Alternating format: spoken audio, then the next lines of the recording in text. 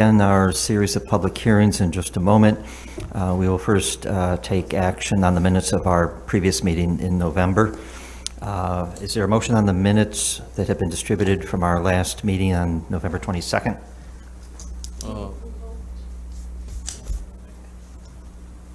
Okay. On the minutes, please. Second. Discussion? All in favor, please say aye. Aye. Aye. Those opposed, say nay. Any abstentions? The minutes of the November 22nd meeting are approved, and we'll get right into the public hearings for this evening. Just a note, a little different from the last time we met with the governor's executive order going into effect today.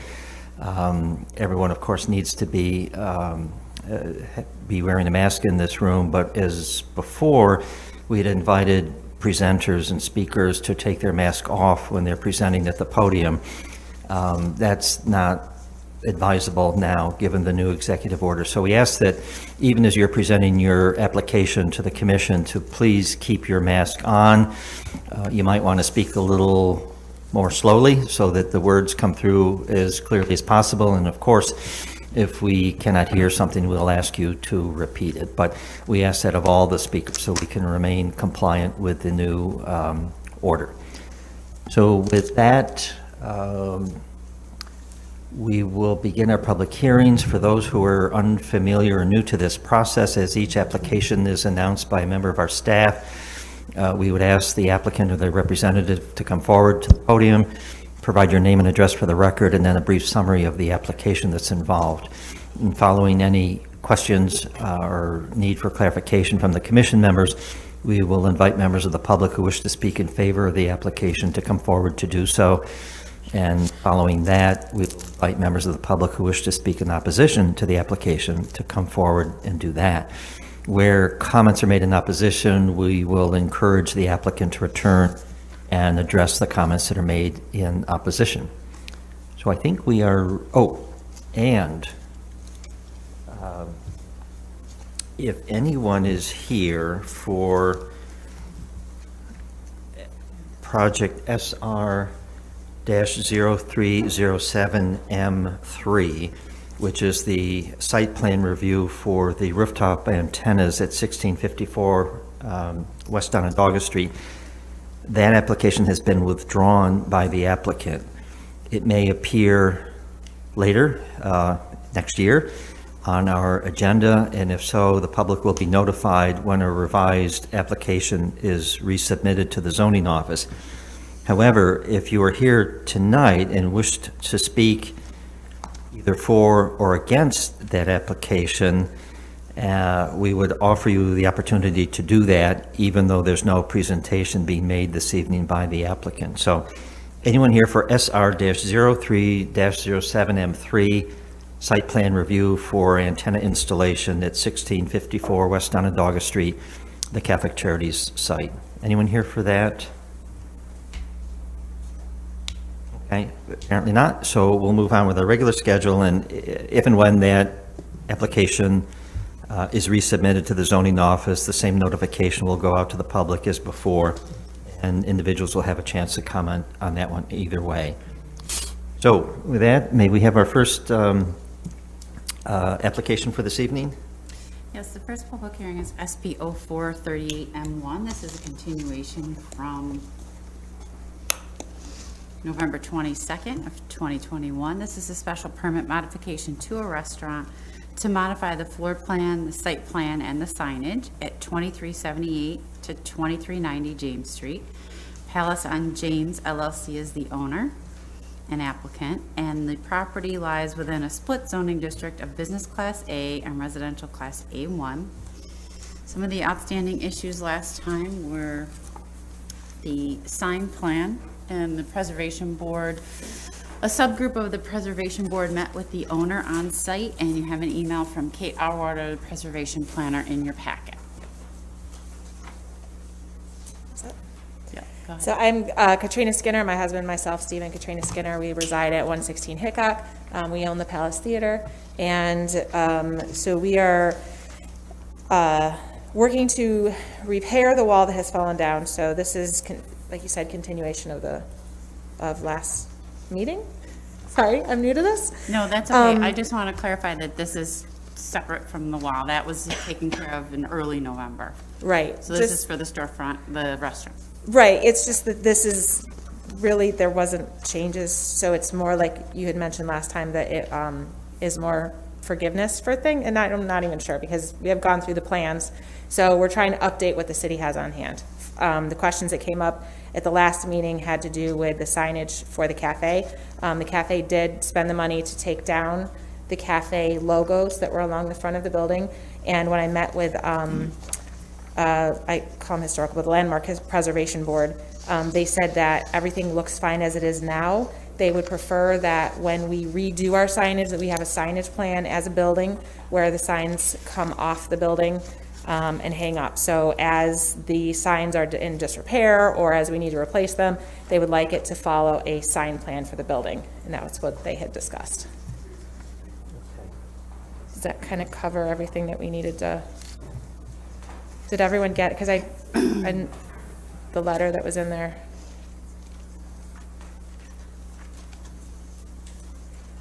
We have the information from the Preservation Board, right? I think that came out of your meeting with them, correct? Yes, Okay. yes, that was Monday.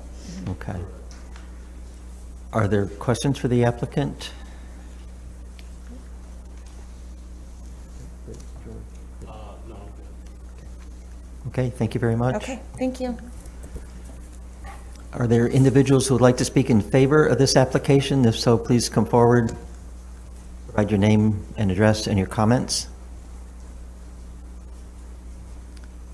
Is there anyone who would like to speak in opposition to the application? If so, please come forward, provide your name and your comments. We don't have any additional speakers for this application, so we will close the application and entertain a motion for action on the special permit modification. Move approval with a negative declaration on the conditions that the Preservation Board's guidance is followed. Second. Discussion on the motion? All in favor, please say aye. Aye. Those opposed, say nay. Any abstentions? Special permit modification is approved. Thank you both very much.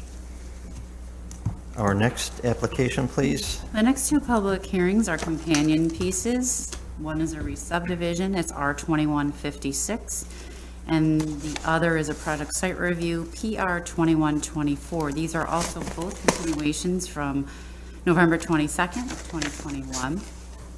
The re-subdivision is to divide one property into two new lots at 1030 to 1060 East Genesee Street. Scholar Syracuse LLC is the owner. Opus Development Company LLC is the applicant. This property lies within an Office Class B zoning district. Project site review is PR 2124. This is for new construction, and it's to construct a 7-story residential building with 104 dwelling units at 1030 to 1060 East Genesee Street. Scholar Syracuse LLC is the owner. Opus Development Company LLC is the applicant, and property lies within an Office Class B zoning district. As we did the last time, I think you'll recall, we heard information on both applications together. It just makes sense to do that. And when it comes time for action, the board will vote separately on each of these two applications. So the floor is yours. Thank you. My name is Wendy Marsh. I'm with Hancock Estabrook, and I'm here on behalf of the applicant. And you may recall at the last meeting, the Planning Commission members asked for additional details on the traffic, which was provided and I believe distributed to the Planning Commission members. And also there was a discussion about the comments from the Landmark Preservation Board. Since that time, the applicant has appeared back with the Landmark Preservation Board and has a report to give to the Planning Commission. And also I understand that you also have the recommendation for approval from the Landmark Preservation Board. And I will turn the mic over to Dean Newens, who's the president and CEO of Opus, to walk through the changes to the design.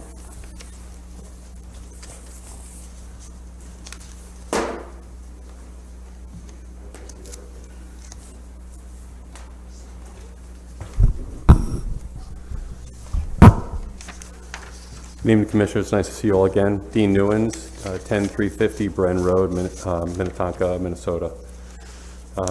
Thank you for the comments and feedback you provided to us last time. That was echoed certainly by Landmark, and we took all that to heart, and we went back to the drawing board and looked for ways to improve the design based on the feedback we received. Before you is a rendering that reflects the culmination of those comments. If you had a moment to read the Landmark's comments, it seems like they agreed with our approach, but essentially what we were able to do, and I think the comments were valid, is that there was an opportunity to break down the scale of the massing of the project, and we've done that. Also, refine the materiality and added some detailing that would further enhance that corner to be more respectful of the Grace Church. Essentially, the elements that we did to really respond to the church and be respectful of the church, working with the church members, was to enhance the landscaping at the pedestrian scale at the street level, in and around our garage, and to activate the streetscape by adding glazing. We were able to relocate the trash at the existing hotel trash that was just adjacent to the building near their kitchen. That's going to create an opportunity to create more green space and open space between the two buildings, which we're excited about. We enhanced the materiality, which was discussed with the church, and eliminated the balconies on the east side of the building to be respectful of the memory garden. Essentially, those are the elements that relate to the church. As related to landmark preservation, we've talked a little bit about this, but the massing on the southeast corner, adding some detailing, some metal fascias, and changing the detailing around the moves in the building. We've added, enhanced some of the metal and other finishes around the building. And basically, with all the feedback we received, we believe we've got a better project, and thank the Commission for their comments. Thank you. Thank you. Questions for the applicant on either application? Questions? We have a correspondence from Grace Church about some remaining concerns on their part, and if you could respond to them. One is that they're concerned about vibration during excavation and construction, and I'm wondering if you could just address, and in particular, impact obviously on Grace Church. And one of the great concerns at Grace has always been the original construction detailing of their tower, which has gone under rehabilitation and restoration at great cost. And Right. I'm sure it's not surprising that they'd be concerned that they might have additional problems if there is excessive vibration. So can you address for us how that'll be handled? We actually talked about that with them at the time, and we did hear them on that, and that is not uncommon for us working in an urban environment. We do have quite a bit of separation, which is more than we have on most projects, but we do put vibration sensors in as we're working, and work closely to make sure that the building, we do a pre-inspection of the building to identify existing conditions, and then we monitor those conditions through the course of the project. It's interesting, that tower, I was looking at some early work from when that was built in the 1850s, is that the tower was twice as tall as it used to be, and it's really a shame that it's not as what it used to be, but still the building is really a beautiful building. So we'll work hard on that. Okay. They're also concerned about dust and debris accumulation on their porous asphalt in their parking lot in terms of your construction impacting that. And have you built any provisions in for addressing those concerns? Let me make sure I understand that. They're concerned that we'll have some of our debris on their parking lot during the construction? They're concerned that debris and dust accumulation might impact the effectiveness of the porous pavement. Oh, sure, because they have, of the type of pavement they have there.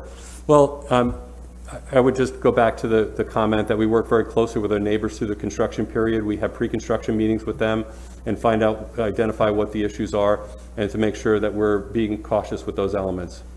So you would have typically procedures in place to address the issue if they were to come forward and Or issue preemptive evidence. measures to make sure that doesn't Okay. happen. Yes, ma'am. Great. Yep, please go ahead. So basically what they're asking is for you to just monitor and remove any dust or debris Absolutely. that may accumulate. Not only on the parking lot, but the process. building itself. I mean, just to make sure that that building is not impacted by our work. That makes sense to us. They also You've been working with them, I gather, on the final site design, and based on what I've seen, it seems responsive in general. But they're asking that if there are any other additional changes, that you'll continue to consult with them in terms of planting, signage, fencing, things of that nature. That makes a lot of sense here, absolutely. And, one of the things we talked about them is that, one of the things that happens with the church and the current hotel right now is that at events when they have, or even in Sunday church, is that they expand their parking into the church, the hotel parking lot, and they work together as neighbors. So we'll be now part of that group. So we'll continue to work on that. And I would say that it's our responsibility is to meet with them again as we get further down the road. Okay, Make and sure obviously, that- if there's any change, it would probably necessitate coming back to us. If it's based different than upon what you're seeing documents. today, absolutely. And then their very last concern, and I have to admit, it might respond to the point you just made, is providing a movable barrier along the north side of the parking lot. So is that, That right was now, what we talked there's, about, is that right now, and I went back and checked it, the grades are actually quite level, and it would make a lot of sense to have a little bit of flexibility there, so that it could have that overflow at the appropriate times. okay, but right now, there is no permanent barrier that you're Just- planning? No, Okay. there's, right So- now, there's a wheel stop there that's sitting on the ground. Okay, so again, if you were to propose a barrier, it would come back to us anyway, because it's not part of the proposal yet, but it would also lead to hopefully consultation with the church. Yes, ma'am. Okay, One last concern from Grace Church is basically they're concerned about increased parking pressure on the street that would also cause illegal parking in the church parking lot from a result of this development. How would you address that concern? Well, we actually talked about that with them and making sure that it's very clear through signage that the church parking, and they have, I think, I'm going to say around 24 stalls there, that would all be signed and say towed if, not church parking, and to make sure that we're being respectful of their property, their existing property. Okay. All right. I think it's more of a conversation like you hopefully have with them as things get closer to. Right, I mean, so there's two aspects here. Through the construction period, we be very careful that their property and how they function is maintained. And then secondly, when we have a fully implemented project, how do we all work together, these three properties work together to share that space? Because the church is actually using, as I mentioned, the hotel property for their big events. So it's the benefit to them to be, to have this all work well. And we recognize that. Further questions for the applicant? Up here. So, Great, Great. thank you. Well, thank you, and thank you for your comments and challenging us to be better. I appreciate it. thank you. You're welcome. Are there individuals who would like to speak in favor of this application, or either application, please? The re-subdivision or the project site review? Either application, any comments in favor, please come forward. If not, are there any individuals who wish to speak in opposition to either application?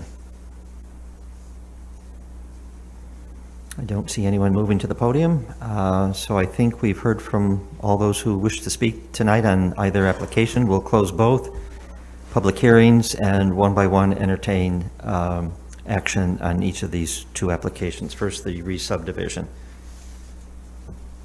move approval with a negative declaration. Discussion? All in favor, please say aye.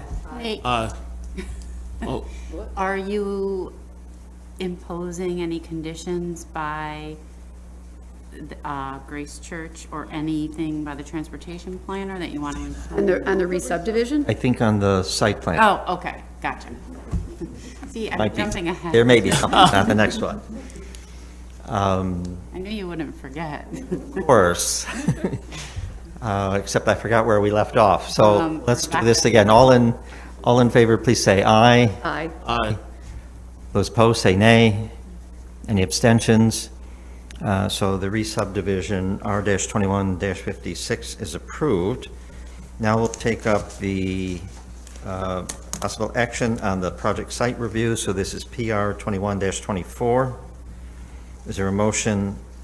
I would move approval with a negative declaration on the conditions that the transportation planner's guidance is followed, and also noting that there would be continued monitoring and consultation with Grace Church during construction and after regarding impacts of the project that may need to be addressed. Hold on. Do you have a question, ma'am? What? Why don't you come up to Oh, do you want the to? podium? Yes, go ahead. Sure. Just wanted to make it clear that actually the negative declaration covers both of those, or wouldn't be a separate negative declaration. That's true. Just a procedural clarification. That is actually, that's true, but Right. We call this a type 1 action, correct? yes. So, yes. I don't think I need to amend the motion. It's understood on our part that it's the same seeker review. Yes, yes. I Or think I've just said that now, so in the minutes it will note that. and it was the same outcome, so. Right. No. Okay.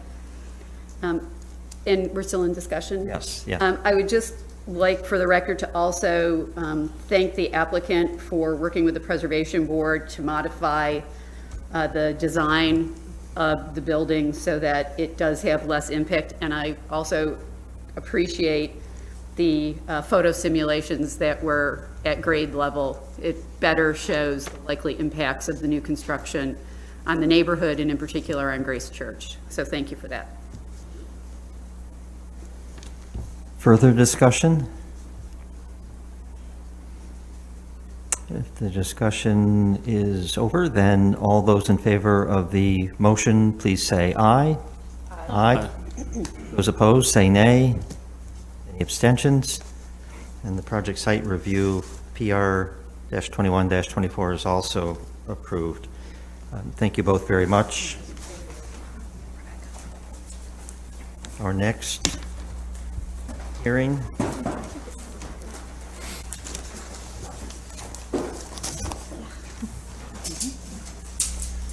The next public hearing is AS 2112. This is an administrative permit for an off-premise advertising sign to install a V-shaped double-sided sign panel at 617 to 619 North Geddes Street.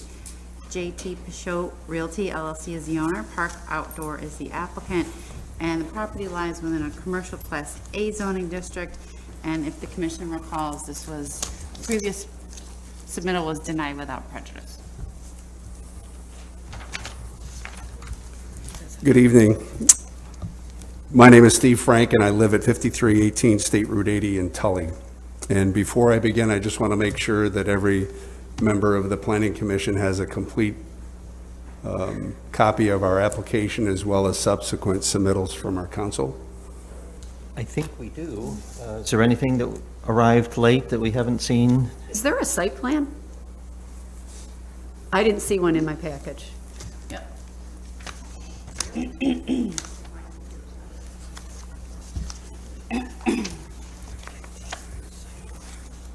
I have copies if anybody needs anything.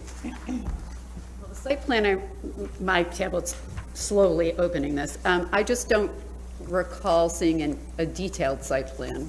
Yeah, so it's on page 10, you have an iPad, right? All right. No, I'm going back up. 129. Yeah. I know. You can go ahead. Okay. It'll All right. open. Well, Mr. Chairperson and members of the Planning Commission Board and members of the zoning office, I really thank you for the opportunity to present our application tonight. I am part of the corporate leasing team at Park Outdoor Advertising. With me tonight is the general manager of our Syracuse office, Bill Dugan, the property owner in which our project will take place, Mr. Joe Pichot, and joining me for the presentation is our counsel, Laura Linneball. If I can, a little history about Park Outdoor Advertising. We've been in business since 1951. We're a locally owned and privately held company and employ 57 fellow New Yorkers, and in fact, something that we're very proud of, our average employee tenure is 19.27 years. We put our profits back into our communities by utilizing local contractors and vendors and supporting numerous local charities. We pay local landowners lease rent every year, providing them with passive and recurring income. And we're a company that prides itself on treating people exactly how we would want to be treated. As the zoning office noted, earlier this year, Park Outdoor had applied to the city of Syracuse for an administrative permit to build a new back-to-back static billboard located at the corner of Gaddis and Edison Streets on property owned by Mr. Joseph Pachote. We had attended 3 meetings as a company in front of the Planning Commission, and our application was ultimately denied without prejudice, citing that this portion of North Geddes Street served as a gateway to the Lakefront District, cited the character of the neighborhood, and cited the presence of intact residential dwelling units. Our new application to the city addresses these concerns, and I want to put up a few pictures if I can for you.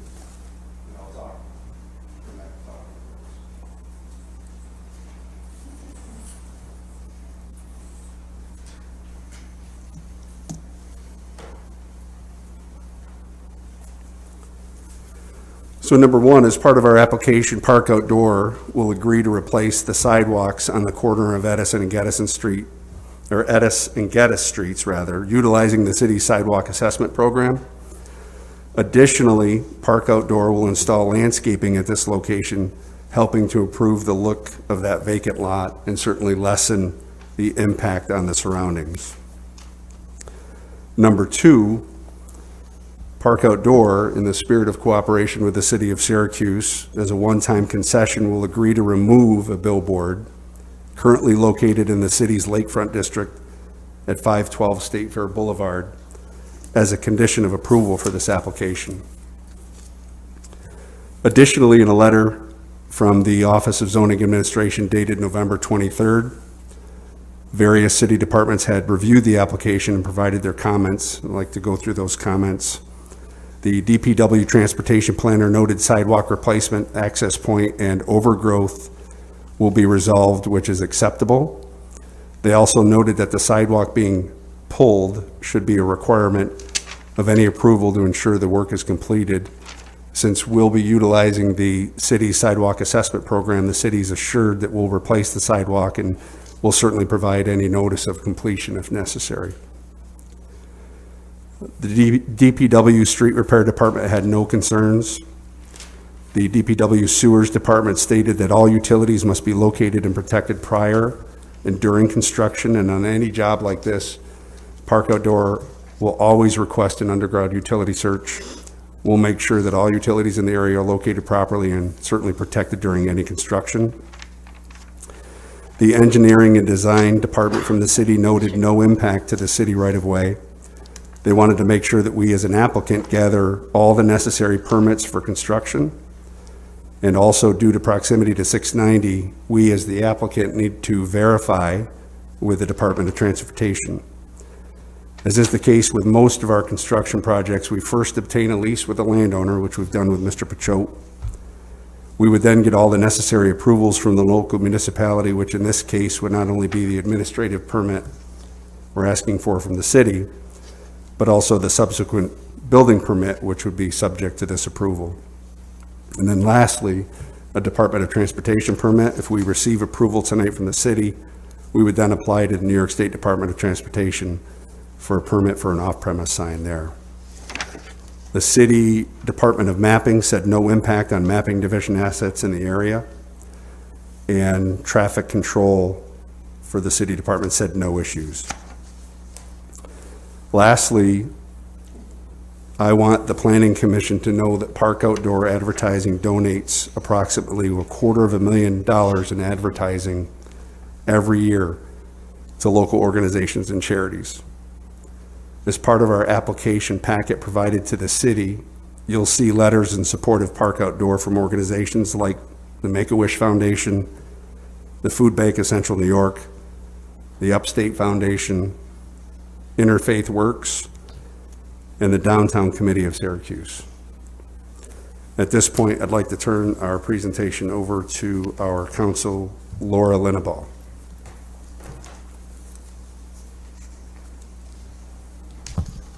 I'm not too used to speaking with the mask on into a microphone, so if you'd wave and tell me if you can't hear me, I'd really appreciate it.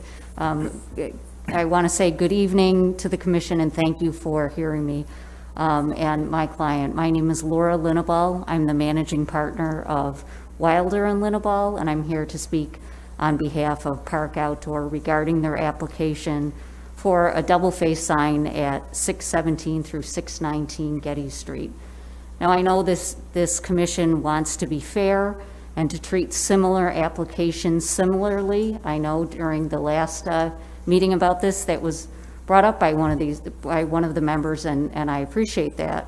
I know you want to be fair. I know you want to treat similar applications the same, whether it's presented like by a large corporation like Lamar Advertising, which I know is the biggest billboard company in the United States, versus a local company that's been in Syracuse for 50 years like Park Outdoor. I'd point out to the commission that Park's application is virtually the same as two prior applications that were granted by this commission to Lamar. Specifically, there's two signs that Lamar has that are essentially the same as Park's would be, 808 West Belden Avenue and 777 North Getty Street. And I want to talk about the impact on residences and the impact on the lakefront and park districts. Park sign will actually have less impact on residences than Lamar's signs. Lamar's West Belden sign is 3 times closer to 3 times as many residences than as Park's would be. Lamar's sign is 13 feet from a multifamily residence and 47 feet from apartments. Park's sign would be 66 feet and 146 feet from two-family homes. So, like I said, Lamar's sign is 3 times closer to 3 times as many residences. Lamar's West Belden Street is lit 24 hours a day. Park's is lit only a third of that time. It's lit from dusk to midnight. Lamar's North Getty Street sign reads to the house next door to it and is not landscaped. Park's reads to the 690 and will be landscaped. Parks, and now I want to talk about the impact on the lakefront and park districts. Lamar's 2 signs are as close or closer to those districts than Park's proposed sign would be. In fact, Lamar's North Getty Street sign is in the lakefront district. And finally, importantly, as Mr. Frank said, Park is removing a 2-sided large sign. It's a 10 by 46 sign in the lakefront district. So that would improve the character of the lakefront district and achieve this commission's goal of reducing signage in that lakefront district. That sign is on State Fair Boulevard, and that's in the submissions that have been submitted to this commission. There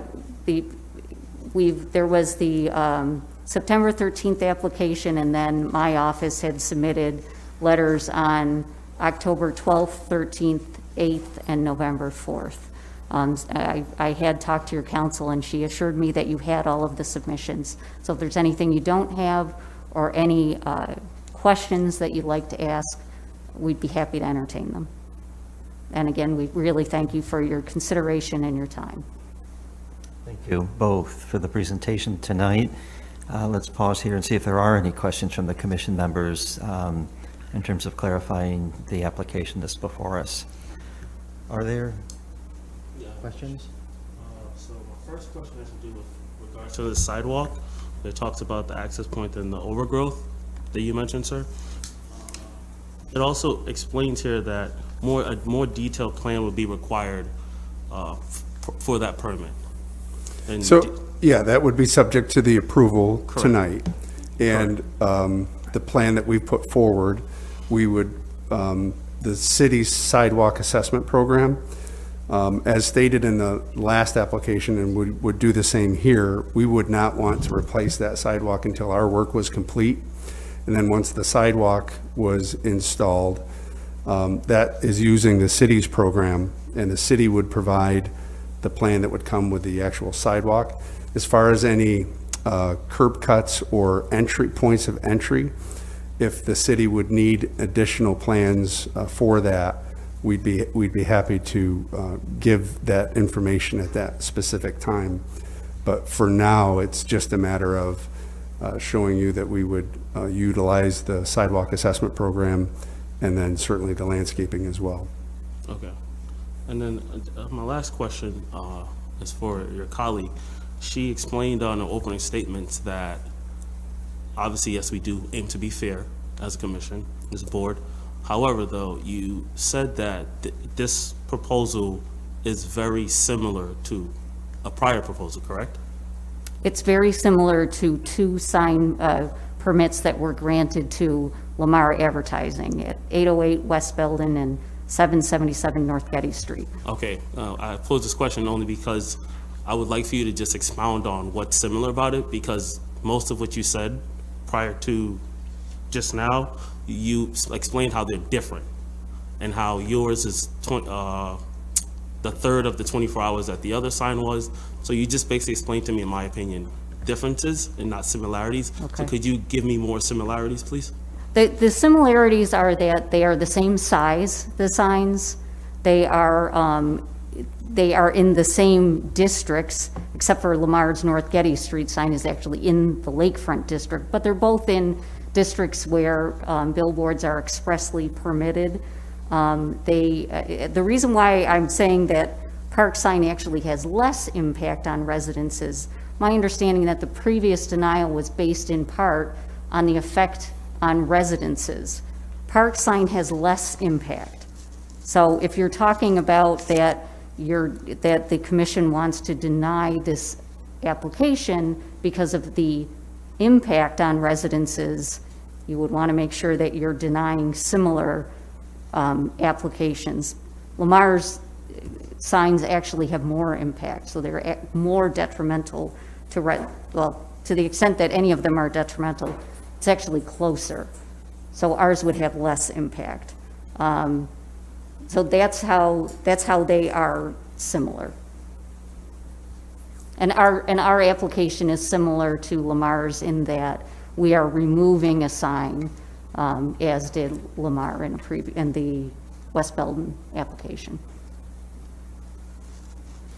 Thank you.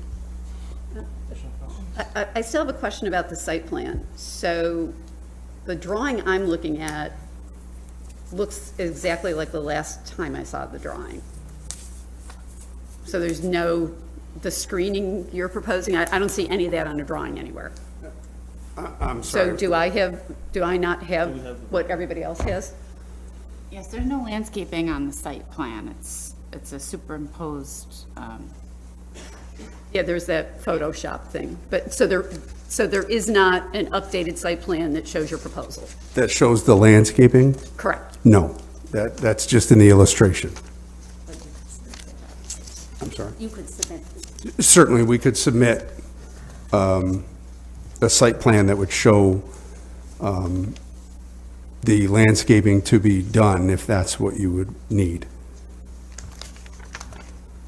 It would have been helpful to have an understanding beyond the Photoshop, which is fairly unrealistic, and they're 24-foot high shrubs, which seems a little Okay, so when you say add that to the site plan, adding specific types of shrubs? It would have been helpful as part of this Okay. submission, is what I'm saying. And so from a substantive perspective, this really is the same proposal that we saw the last time, with the exception of suggesting that there might be some at-grade screening of. And the removal of another sign in the lakefront district. But that really doesn't pertain to this site, which is what we're looking at. But it's part of the application. But it's not part of the application. What happens on that site isn't contingent what happens on this site from our perspective. Is it, staff? Well, yes, what you are reviewing is the application before you, and really focusing is the site plan, so it's about, it does focus on the site itself. What happens at this site, not Yes. on another site? Yes, I mean, that, they have mentioned that as part of their rationale. for Right, supporting but- it, but your focus is On correct, this property. correct, it's on this site.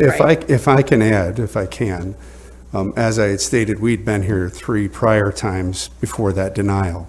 And the city, at that point in time, when we were talking about the approval of the Lamar sign that you see that's 12 feet from the house right here, that approval, the city went ahead and said on several occasions that that was approved with concessions. Now, those concessions, as our executive president pointed out in the August 9th meeting, those concessions weren't necessarily for the city. They were to meet DOT spacing requirements. They weren't for the city. However, during the presentation times, the city had brought that up several times about the concession. We felt, since you had brought it up, and Lamar was approved with a concession, that we would bring a concession as well.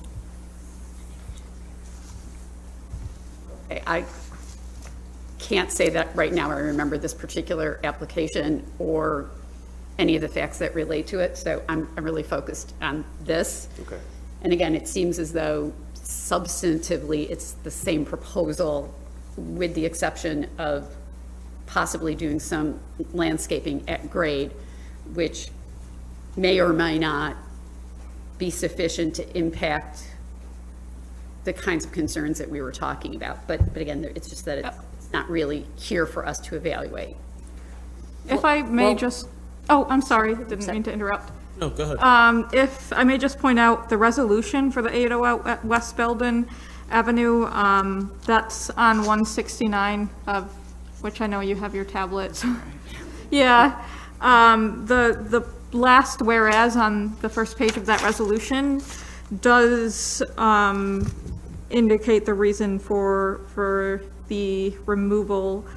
And in that case, I believe it was for pursuant to Part C, Section 6, Article 7, which relates to the distance from each other, so the distance between signs. So I think that one was removed because it would have been within that distance from the other sign. So I think, sorry. So that was in response to a provision in the zoning ordinance. Yeah, that I can read the whole letter of that whereas if you'd prefer. I'm trying to find it. Okay.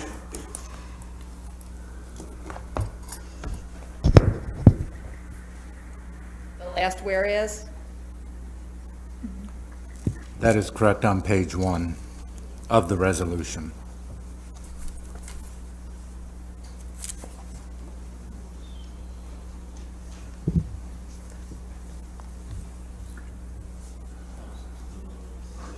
Right here, yeah, okay.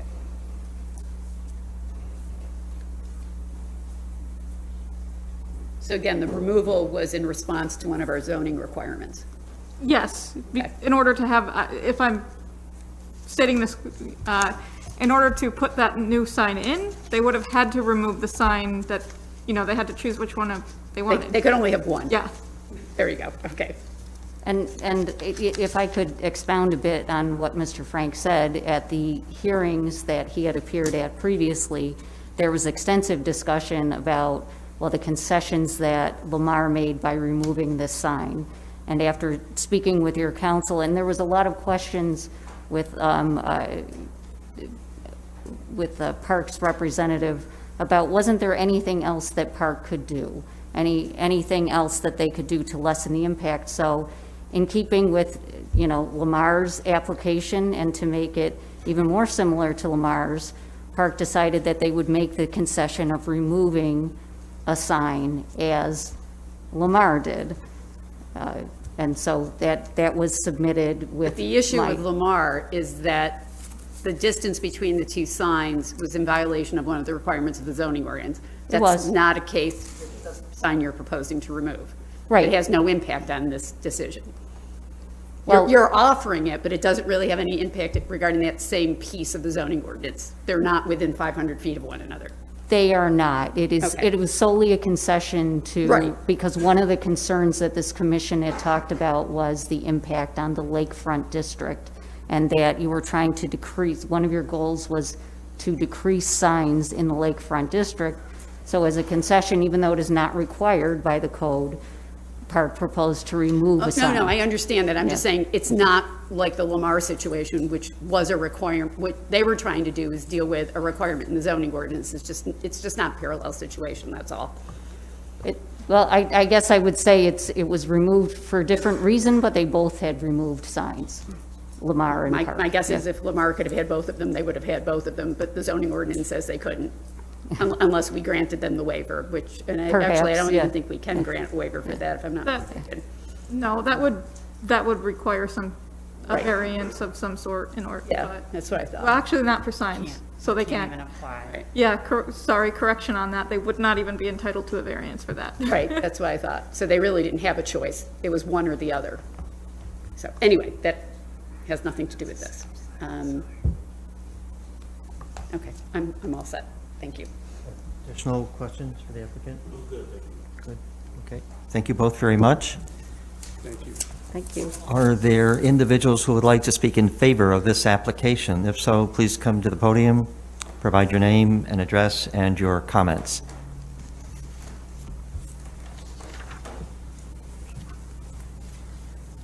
My name is Joe Pachote, and I'm the landowner, and I feel I live on Edison Street. I spend most of my time there, but I'm from Marcellus. And I think it's a great opportunity to get it cleaned up. The area's kind of gone in disarray, and I think it's a great opportunity for us to clean up the area, and it's kind of forcing us to do it and put nice sidewalks in and whatnot. My brother, myself, and another colleague, we own most of the property, and as property becomes available, we're trying to buy it and trying to clean up the area, trying to improve it, trying to make it look better down in that section of town. You know, I own property on both sides of Geddes Street on Edison, and I just think it's something that would help. I appreciate your time. Okay, thank you. Just for a procedural, I'll just add that as the owner, your statements will be considered part of the presentation.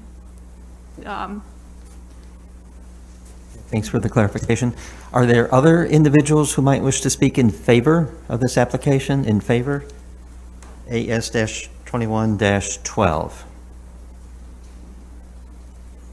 There are no speakers in that category. Are there any individuals who wish to speak in opposition to the application? Please come forward, provide your name and address and comments.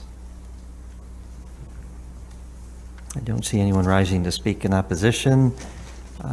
All those who wish to speak one way or the other, I think we're in a position to close this public hearing. And so we will do that and entertain a motion for action on the administrative permit, AS-21-12.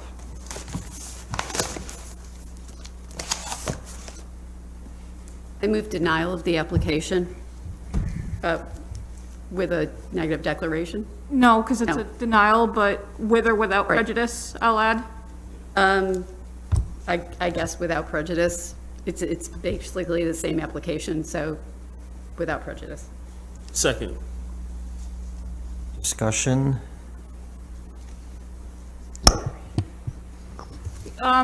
Sorry, can you outline, Chris, your reasons for making the motion? I would say that it's in concurrence with the county board, planning board, that again is noting about impacts on residential neighborhoods, the lakefront area, general neighborhood character, and the city's push towards reducing those kinds of impacts throughout the city.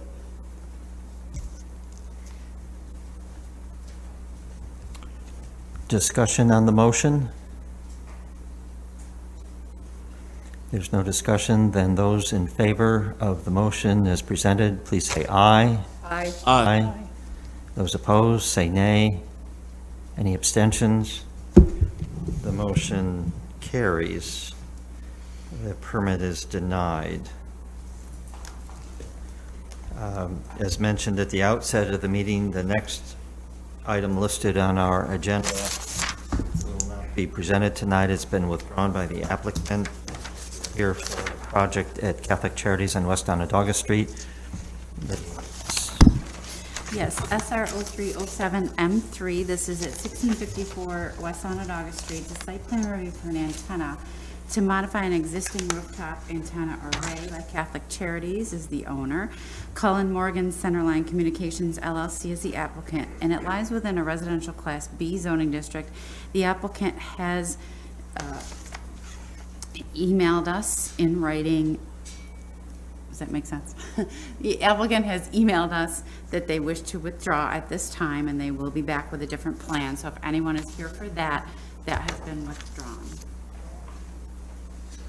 But I think we should probably call for those in favor or against, just in case. I know you said earlier, you did that earlier, but in case someone came in, might be a good idea. Right, so if anyone didn't hear that announcement at the beginning of the meeting, if you're here for that application and wanted to speak for or against, there's an opportunity to do that right now, although you don't have the benefit of a presentation. But if you made your way down here, save time in your evening to speak one way or the other, this is your opportunity to do that. And it doesn't appear as though anyone remaining in the audience was here for that application, so we'll move on to our next and final two public hearings for this evening. They'll be announced momentarily.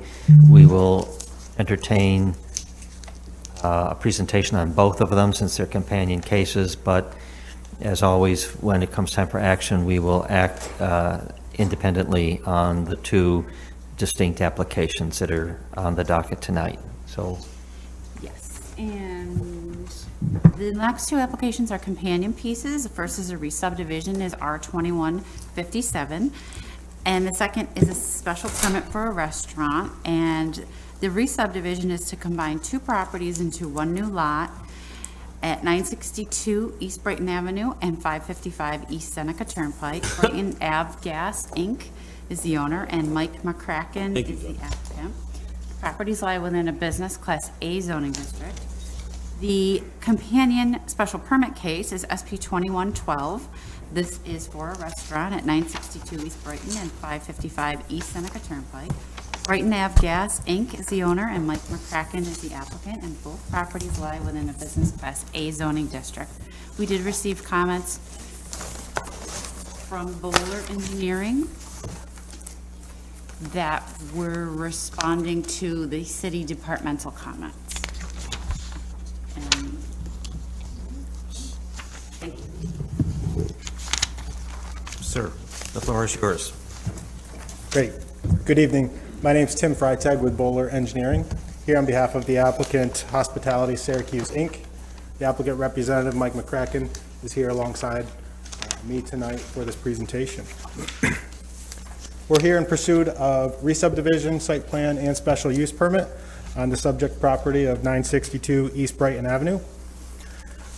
We're looking to clean up the site. Currently, it's developed, currently vacant, but formerly developed as a car wash, automobile service, and storage station.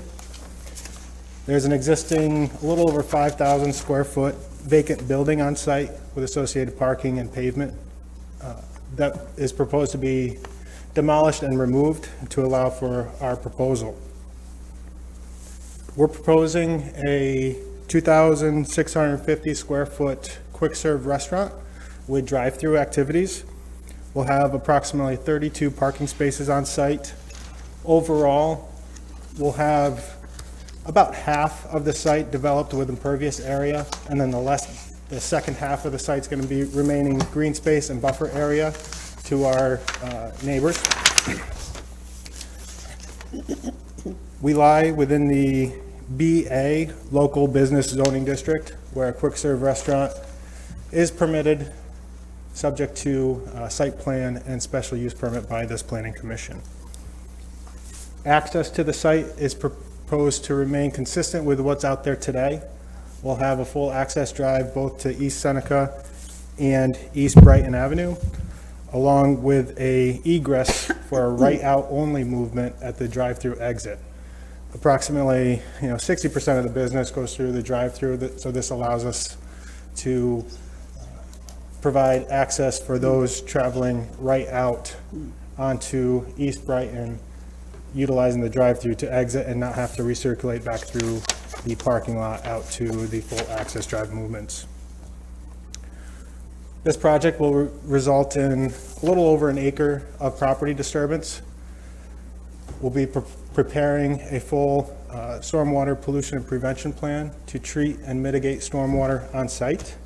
We'll be reutilizing the public utilities that currently service the site today. As part of our submission application in August and November, we submitted some 3D renderings and elevations of the proposed building. In that package also included signage that we're looking for approvals on as part of this package. Just recently in December, we've responded to all of the zoning administration and city staff comments received to date.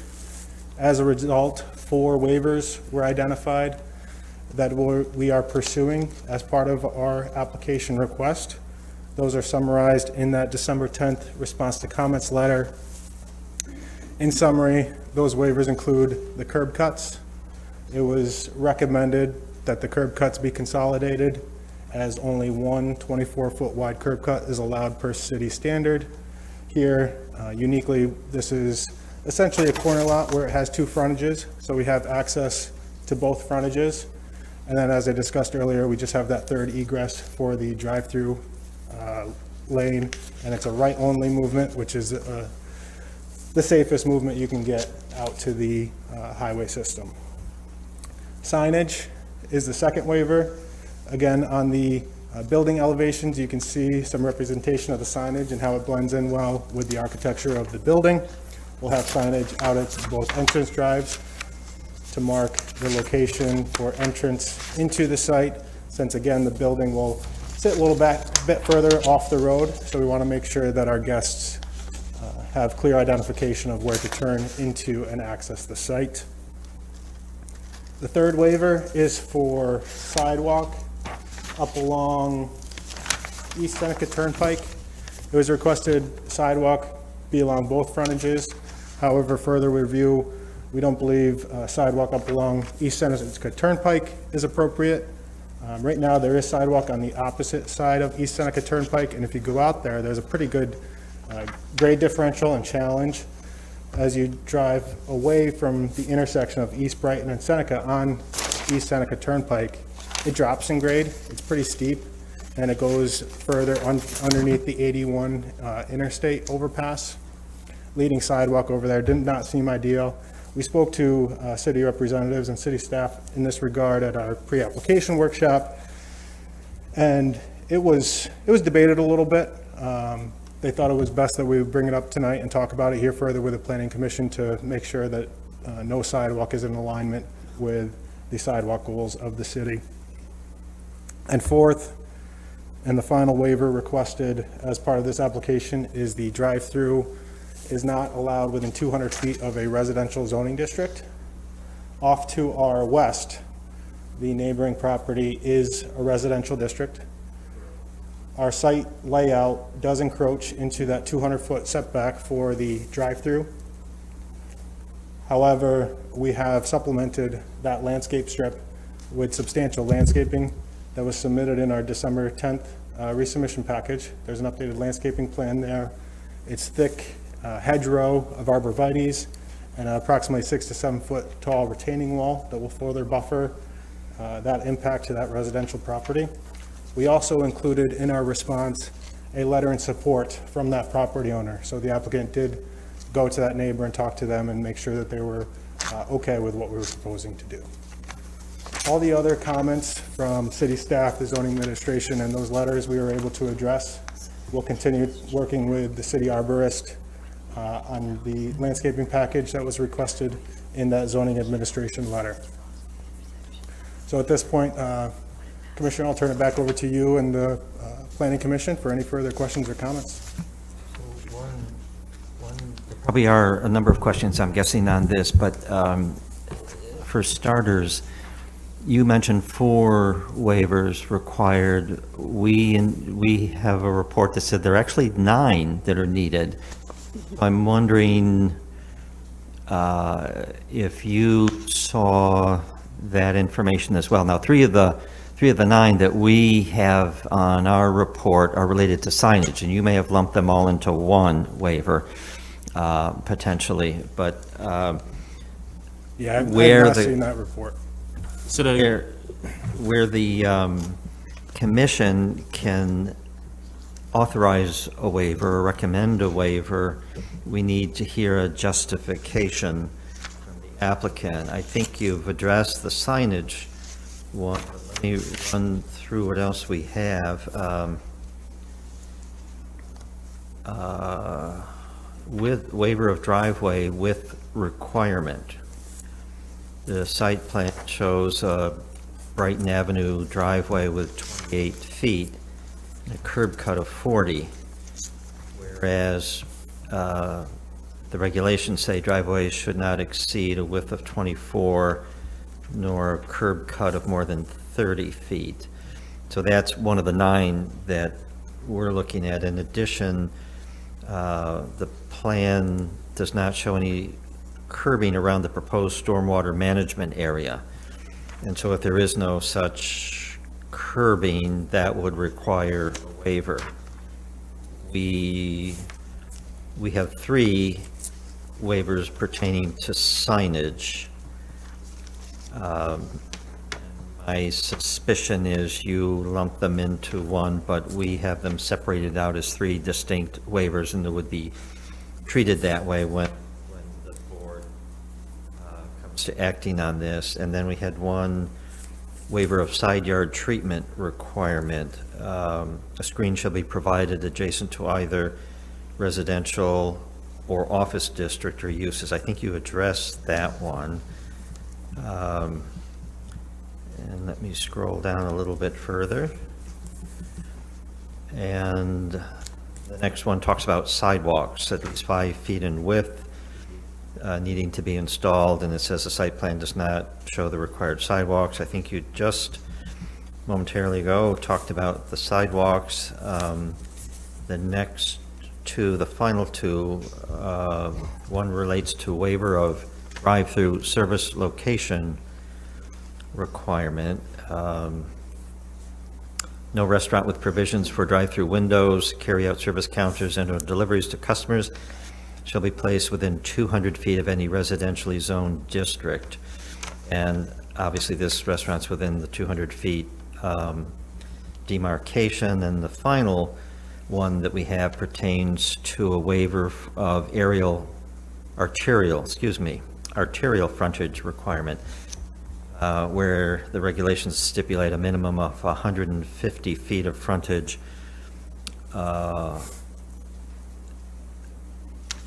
along East Brighton Ave, which is designated a minor arterial by the Federal Highway Administration, shall be required for the restaurant. The lot has 94.06 feet of frontage along East Brighton Ave. So that was the final one. So if you could maybe pick up on those that you didn't address and provide reason or rationale that the board can consider for the other items that would need a waiver, that would be helpful.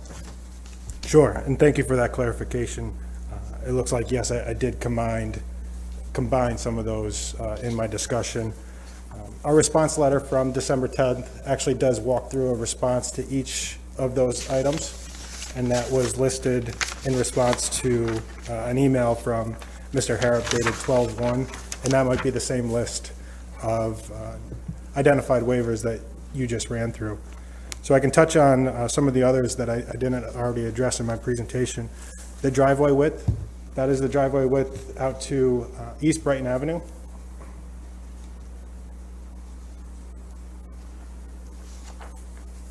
Which you can see on the rendered site plan there. There's 2 different color types of pavement, a lighter shaded gray and a darker shaded gray.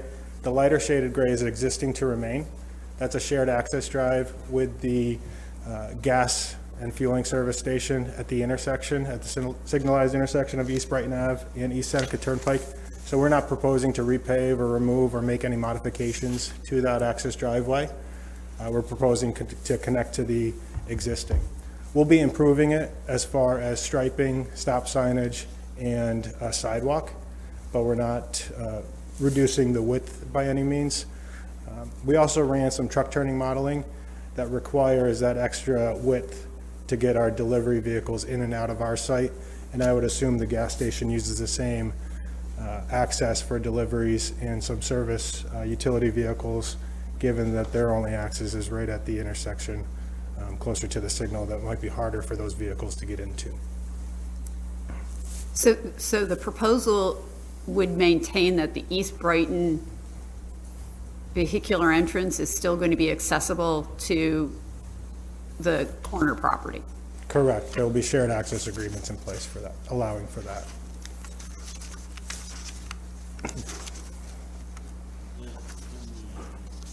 Neighboring property, they're aware of that?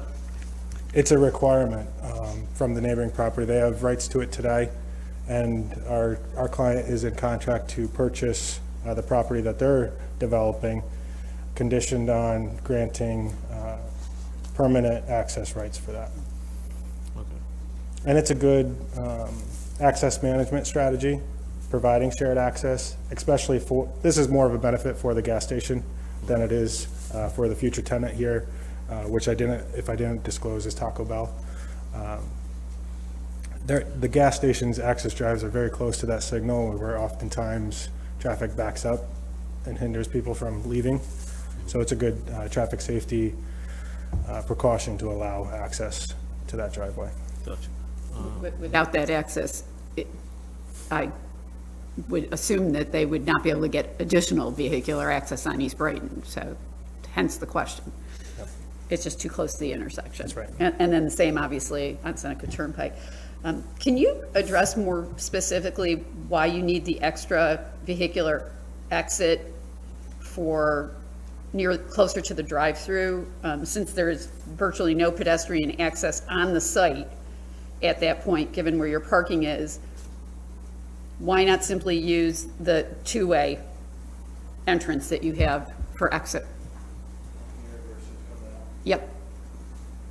Especially since the city transportation planner made a point of saying that one access point is what is preferred, two can be allowed with the right justification, and three is usually not preferred in under any conditions, so. Yeah, so we have reviewed that, and what's out there today, it's an unrestricted third egress, so we are restricting it to a right out, which is fairly simple movement. It results in some traffic flow safety, but it just prevents recirculation of a handful of vehicles. So you're preventing a certain amount of vehicles from recirculating back at that internal intersection before they move out. It's the least utilized or least important to operation access drive. So if that had to be combined, I'm sure it wouldn't be a big concern, but that's it, just to alleviate more movements at that internal access. I also asked the question because clearly there is a bit of discussion about whether or not to provide public sidewalks on the north side of East Seneca Turnpike, and were the commission to find that that is something that has to happen. Obviously, one less vehicular cross of that pedestrian sidewalk would be preferable, so. Okay. Yeah, I hope you're right, I think, to take in the audience, those people. I think a couple of them are. I don't know if I can speak to it, just briefly. I'm Mike Sure, McCracken. just provide your name and address and. Mike McCracken, I live at, just moved. I'll give you my old address, 7444 Meadowbrook Drive in Baldwinville, New York. So, and I work with Hospitality Syracuse and Director of Development. I guess the right out, from our perspective, the right out is that, you know, a good deal of our traffic comes in at night. It's probably going to come from East Brighton Ave onto Seneca Turnpike, taking a right in, going through the drive-through. And our thought was, is if we can get those cars further away from the intersection, exiting, it's safer. It's just, rather than bringing them closer to the traffic light and then having them circulate to the, back towards the valley, it'd be safer just to get them out further away from the traffic light. That was our thought, and less congestion in the main entranceway. That was really the benefit that we saw with that. I guess the concern would be for people who have parked, and if you have someone who's in the parking lot and they're exiting, and someone who's also exiting from the drive-through, we've got now 2 points of vehicles crossing into Seneca Turnpike, fairly close to the intersection, and potentially cross a pedestrian sidewalk. So. Understood, yeah, understood. it's- Yep. And is one of the ground signs proposed is over on East Brighton, correct? Okay. I see it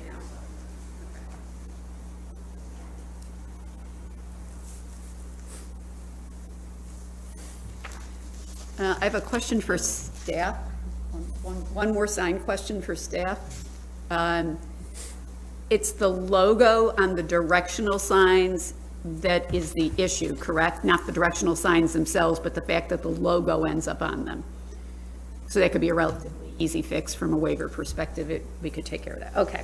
I'm sorry, George, go ahead. Just because you mentioned it, you had alluded to something along the lines of a letter of approval from the neighboring tenant.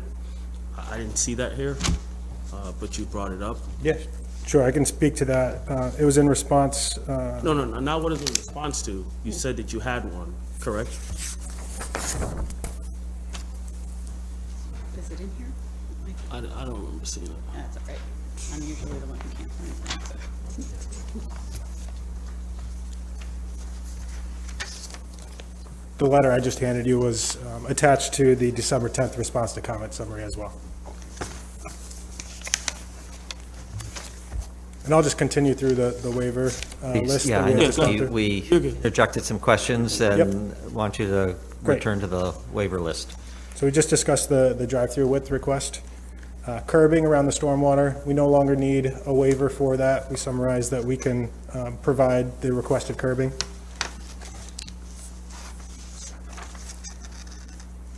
I'll skip signage real quick. Side yard screen, so that's again landscape screening to our neighbors. Our neighbors to the north, we're maintaining the mature vegetation and trees that are on our property on that side of the site to provide screening to the north. And then we submitted again in our December 10th package an updated landscaping plan with a dense landscaping buffer to the west.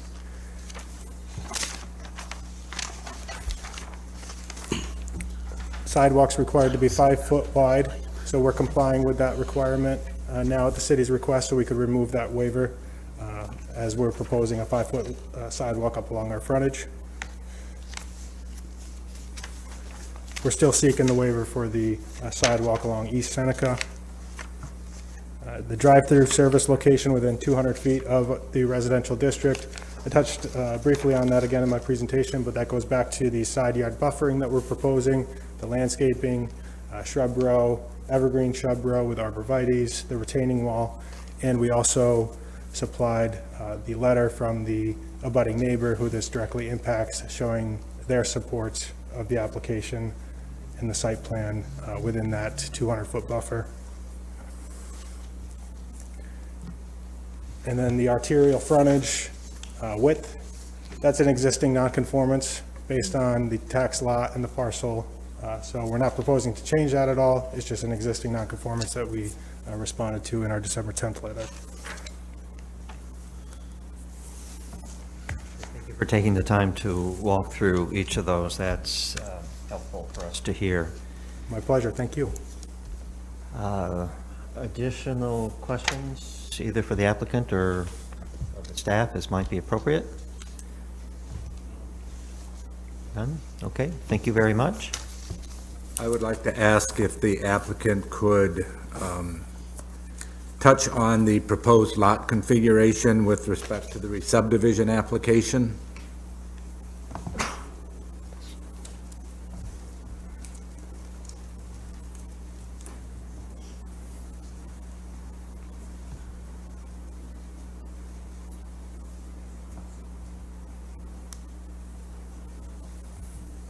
Sure. So a quick summary about our re-subdivision application.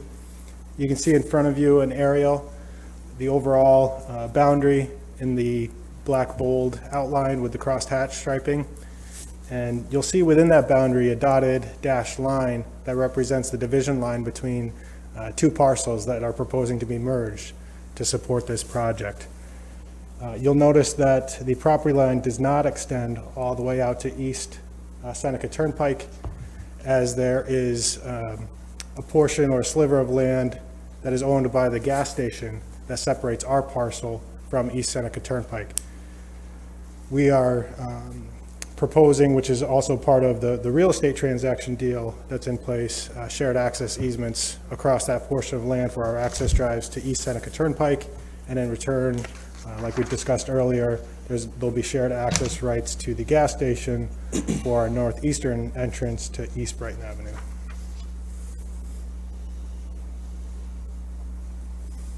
Questions concerning the re-subdivision application? We've been focused more on the special permit up to this point. For staff, with the agreement that this applicant is talking about regarding vehicular access, in terms of, and as it relates to this lot configuration, does that potentially alleviate any problems for the gas station parcel in the future where we're concerned regarding parking and access? I'm wondering, I don't want to be boxing in the adjacent property because of a decision we might make today. Well, the gas station appears to have access on both East Brighton and West Seneca. And I believe that strip of land is There's still access on? parallel to West Seneca. Jeff drew a very pretty picture for you in the staff report of the four separate parcels that I thought was helpful. Okay. That's a condition that's just been there for so long. I will just point out for clarification that the sliver, the long parcel along West Seneca Turnpike, parcel 0620127.0, is a relatively new parcel as a result of the city abandoning that portion of the right-of-way.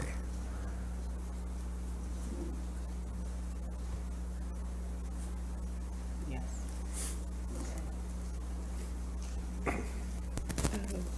And there's still city-owned utility infrastructure out there with associated easements that would be maintained. And I will just add one point about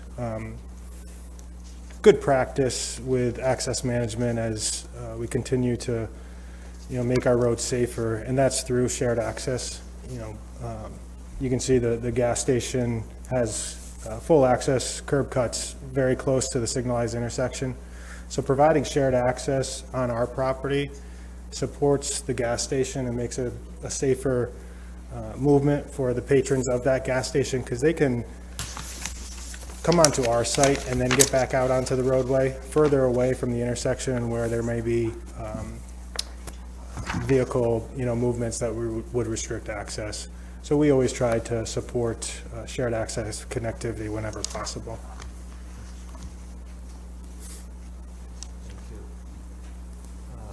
Let's call for commission members. Any questions, further questions, or need for clarification? Thank you. Thank you very much. Thank you. We'll pause here, and we'll ask if anyone would like to speak in favor of either of these two applications. Anyone wishing to speak in favor, please come forward, provide your name, address, and your comments.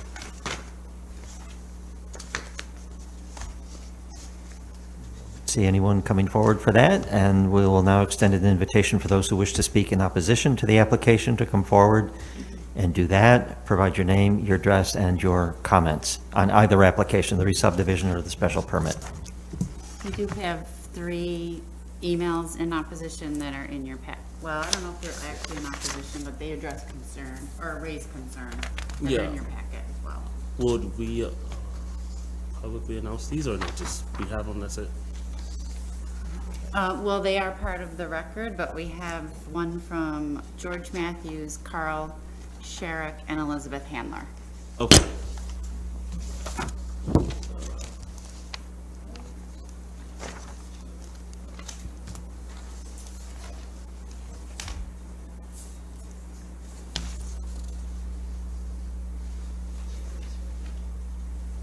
What's this?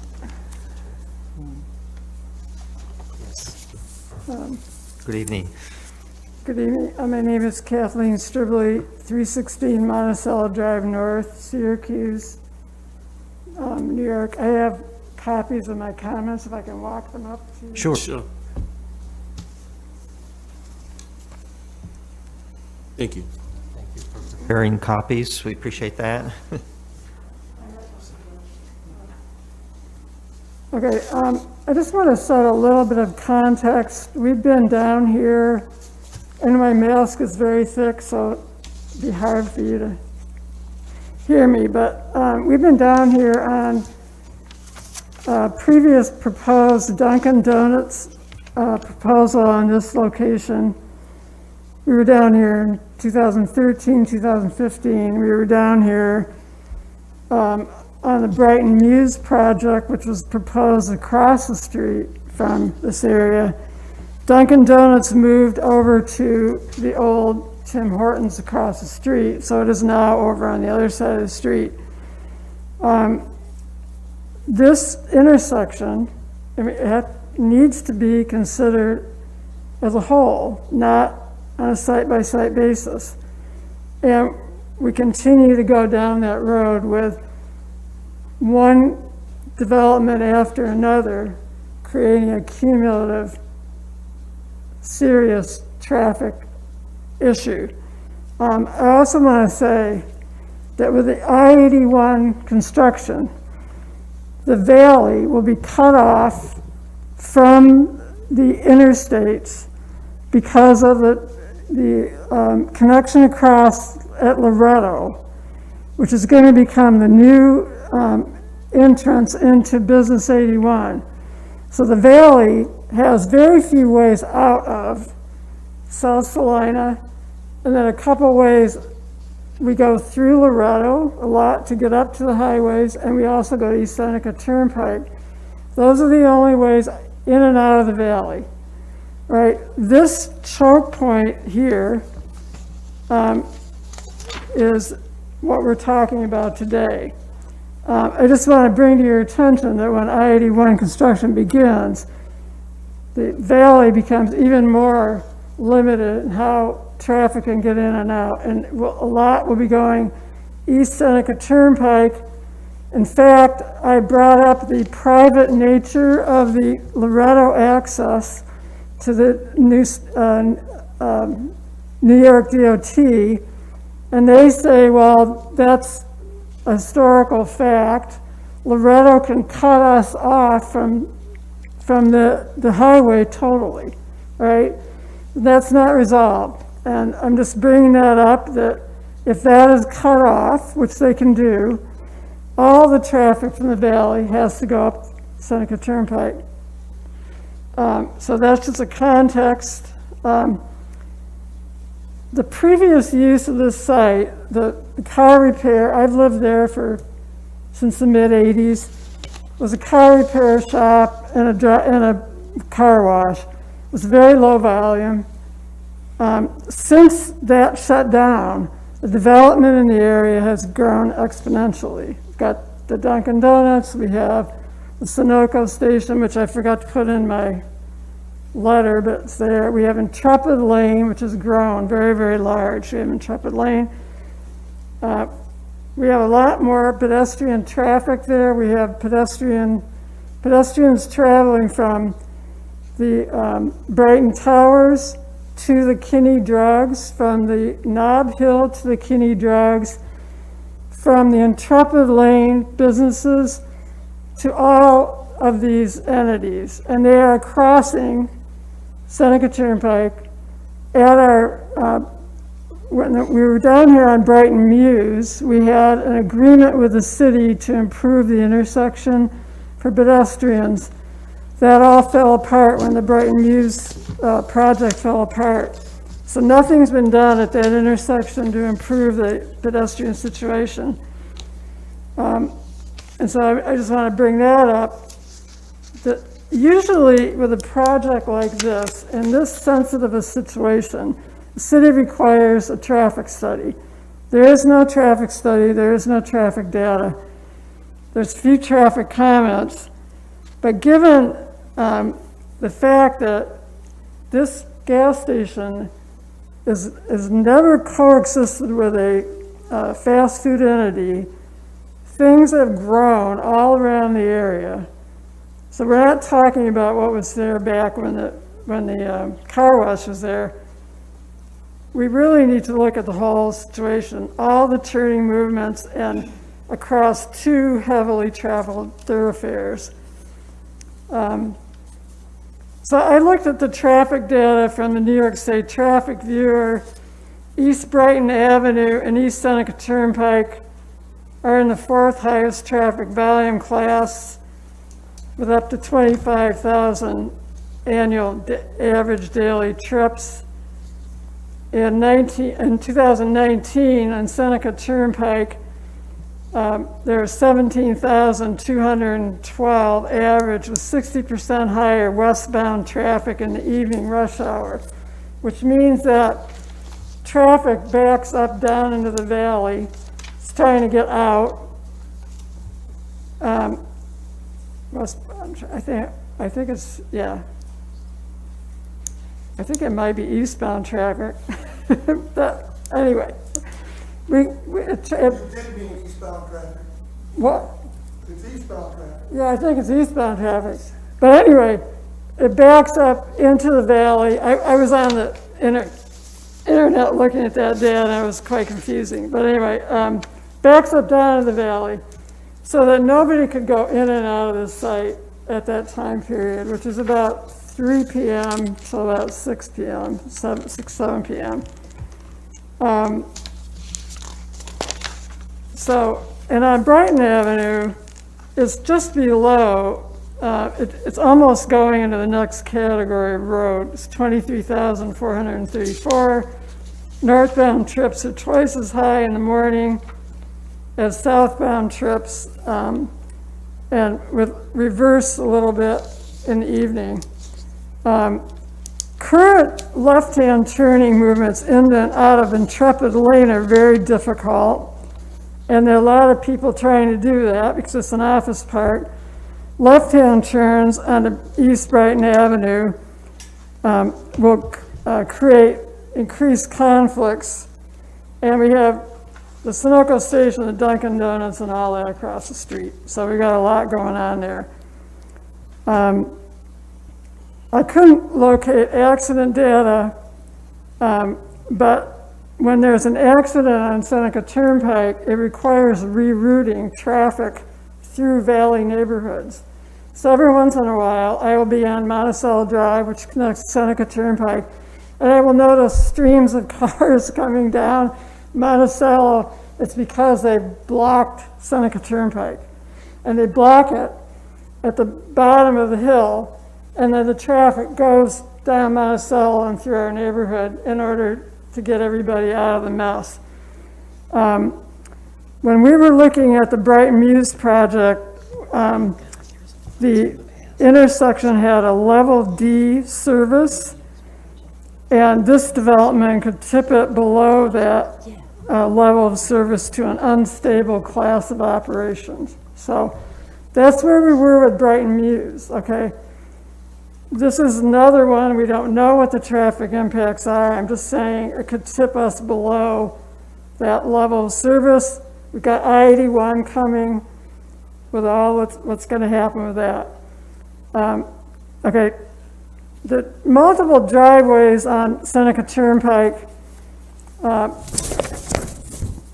these are problematic because people ignore exit and entry only configurations in the area. We have one down at Fillmore Avenue.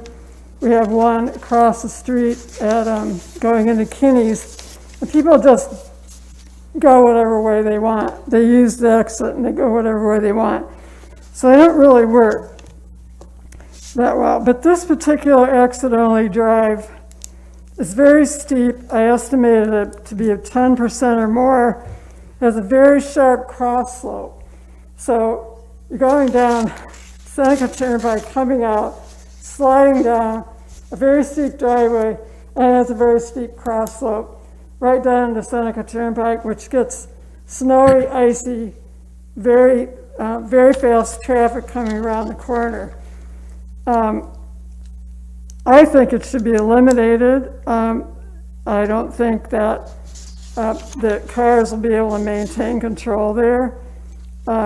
Traffic coming around, I can't take this microphone with me, I'll just show you. Traffic coming around here is a slip lane, where they can go very fast around the corner. They don't have to stop.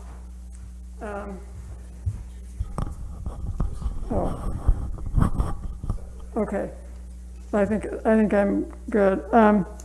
So they're going at a very high rate of speed, and they're also going at a high rate of speed coming from the south and going and making the left-hand turn onto Seneca Turnpike.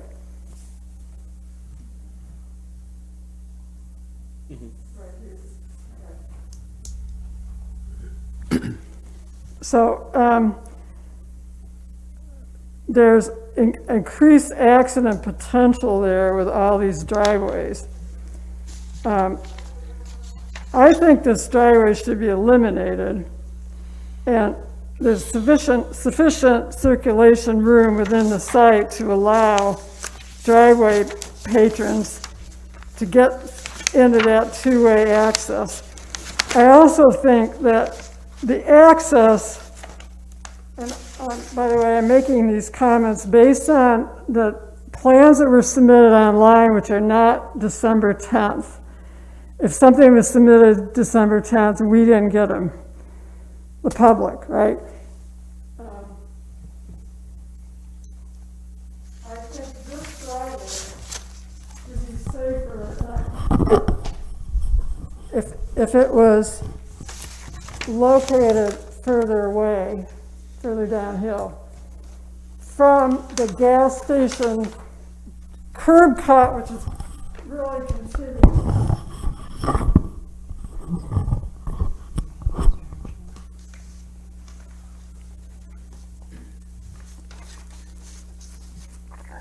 Okay, I just want to move on from traffic to stormwater. We brought this up many times in the past. Stormwater that's directed to a biofilter, which will just, if it's concentrated in any place on that hillside, will end up being concentrated over, thank you, limestone fractures. It all goes down into the valley. We had a new spring erupt in our neighborhood, which is right down the hill, at Orlando and Monticello the last few months. They don't know where to route it to. They don't know where it's coming from. It comes through the fractures from up the top of the hill, town of Onondaga, wherever it is. We don't know, we never know where it's coming out. When you put something over there, if you go around a Knob Hill, if you go to the Kinney location, they have retention basins that don't retain anything. They have depressions that are empty because the water is going right down into the valley, okay?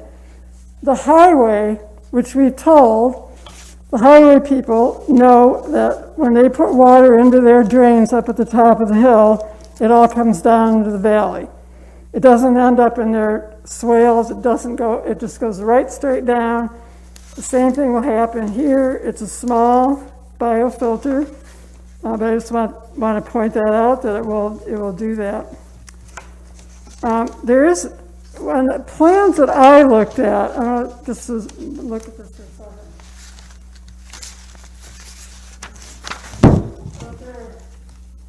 the plans that I looked at, there was no internal pedestrian circulation.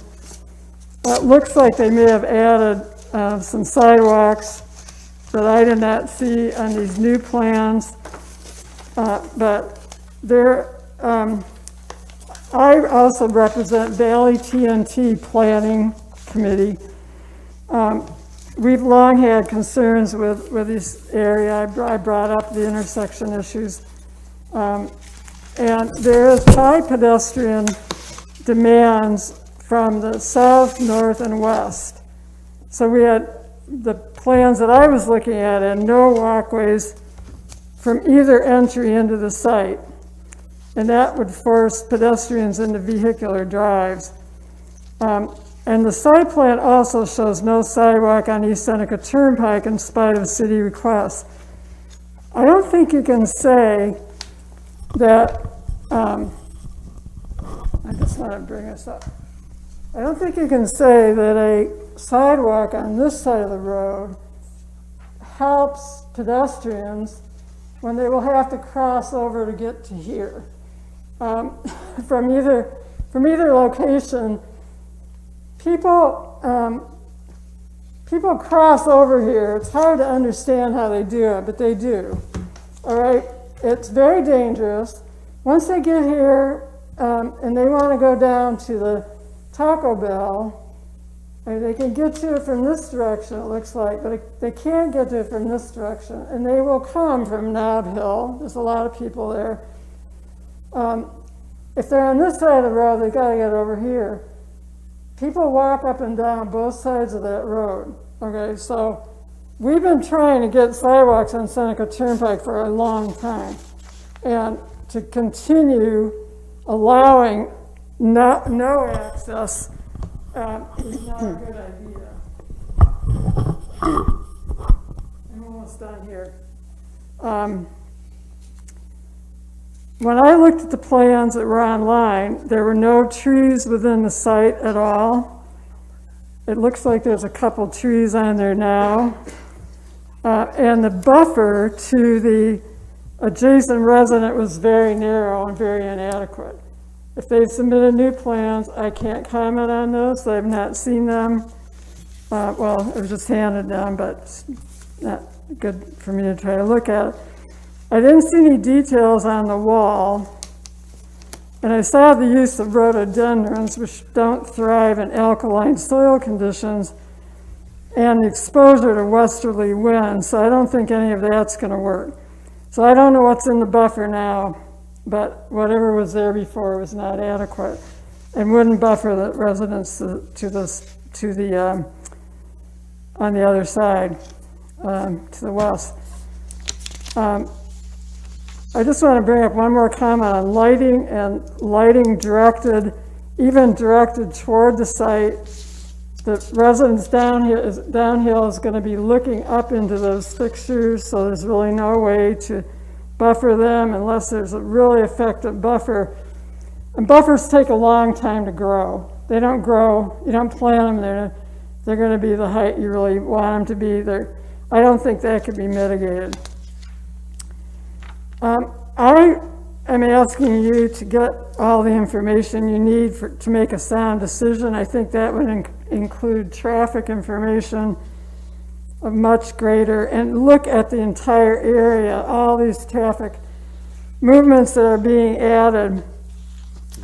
And I brought up all my other points that are in my final points, and the I-81 situation. This is a high impact development in a very congested zone. I'm not saying the site should never be developed, but I think we've got to be careful about what we do in this area.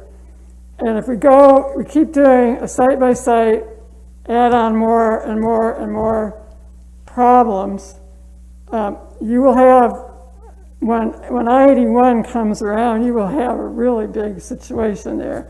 And I've urged the city to do a comprehensive planning effort there before, and I just want to make the same request again. Thank you. Thank you very much for your comments. Are there other individuals who wish to speak in opposition to the application? If so, please come forward. Provide your name, address, and your comments.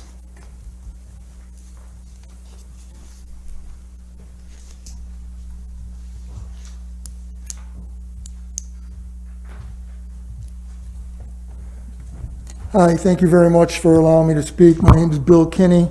I live at 321 East Seneca Turnpike, and I'm here tonight wearing 3 hats. The first hat is as a resident. I'm on the street every day. I know what it's like. And my biggest concern is not the traffic, although if my wife was here, she'd probably yell at me for saying that, because it's almost impossible to get out of my driveway from 7 o'clock in the morning, about 9:30, and it's even worse at night, and I can't be able to figure that out. But my biggest problem is the water. Now, I've had to replace approximately 90 feet of my basement. I take out several loans, and the main reason is because when I bought this house, even though the real estate agent told me not to buy it, I could only afford that house. And my wife wanted our kids to go to Meacham School. But it was built out of sandblock, I found out, in the 20s.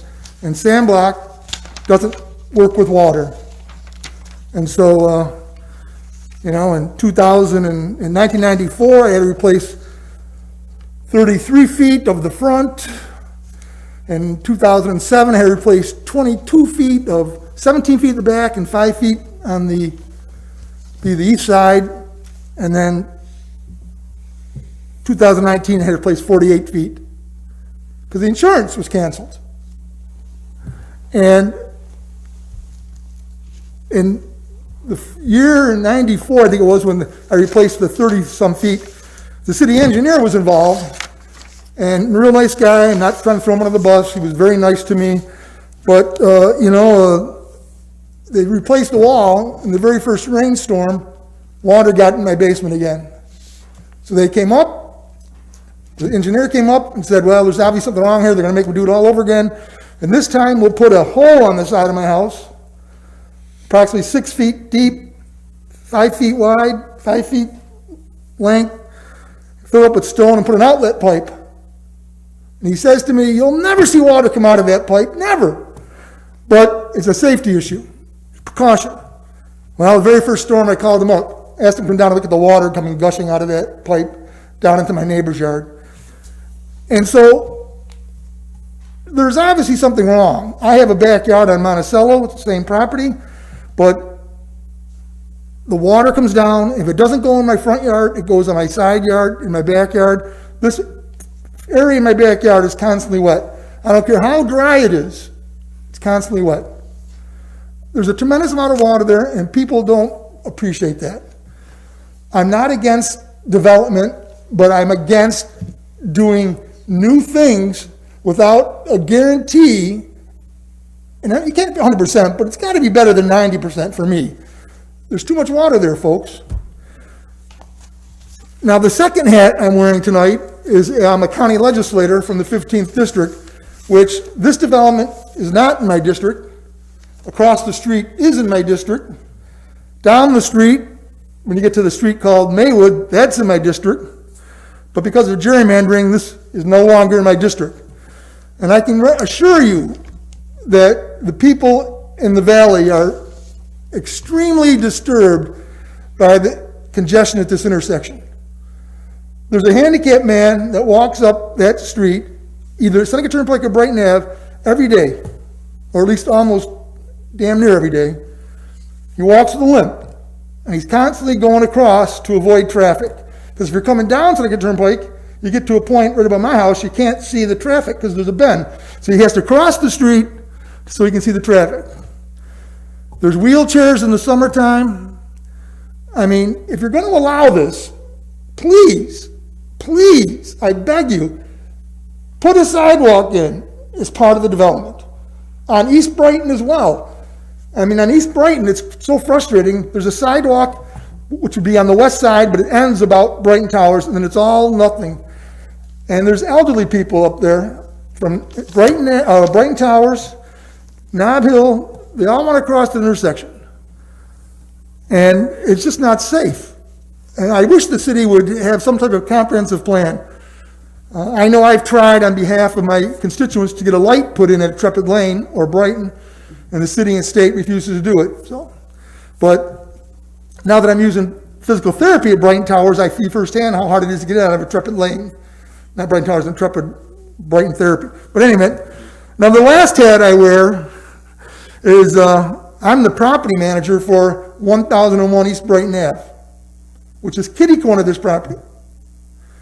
And I cut the grass, I plow the sidewalk, and I see when I'm driving, but when I'm at that property on a regular basis, people doing two things: coming on a Dunkin' Donut and ignoring the left-hand turn sign, no left, and they try to go across. About 6 weeks ago, there was almost a huge accident because some person refused to, he wanted to go left. They pulled out, and luckily, the car slammed the brakes was good. But I see it all the time, just on one occasion, it's all the time. Coming down Seneca Turnpike at Kinney Drugs. Sign says no left turn. I was there, 8, 10, 12 weeks ago. Coming down, I took the right onto Seneca Turnpike. 4 cars ahead of me. The 5th car decided to turn left. So, of course, he couldn't do it right away because his car's coming up, so that backed everybody up. In theory, they're great. In theory, they're great. They just don't work in reality because people, being people, ignore them. So, I'm not against development. I just wish that this intersection's unique. It's not like any other intersection. I mean, it's just, if I had my way, I'd force somebody to put a street going across and going around, hook into Intrepid Lane with a stoplight there, which is, you already have one there. It would solve a lot of problems, but no one wants to do that. It's too much money. Well, if you want to do business, it's cost doing business as far as I'm concerned, but it would make it easier for pedestrians, easier for traffic, and I'm begging you to think about the water problems, because I get the majority of those because the way the road's designed. And more importantly, for the people in the area that walk, because there are a lot of walkers. I'm amazed at the senior citizens that walk on Brighton Avenue, cut across now to Kinney Drugs. The good thing is they thank me when I clean the sidewalk. Thank you very much for your time. I appreciate it. Thank you. Thank you. Are there other individuals who wish to speak in opposition to either of these two applications? If so, please come forward. I'm not seeing anyone who wishes to speak. We'll return to the applicant. I think he's behind the sign there. I couldn't see you. Yeah, you have an opportunity to address some of these comments that have been made in opposition.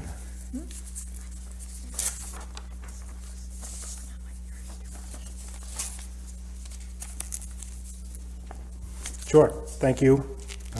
Appreciate the concerns that were voiced tonight, and I jotted down and followed along, so hopefully I can speak to most of those concerns. First, in regards to traffic. So here we have a moderate traffic use.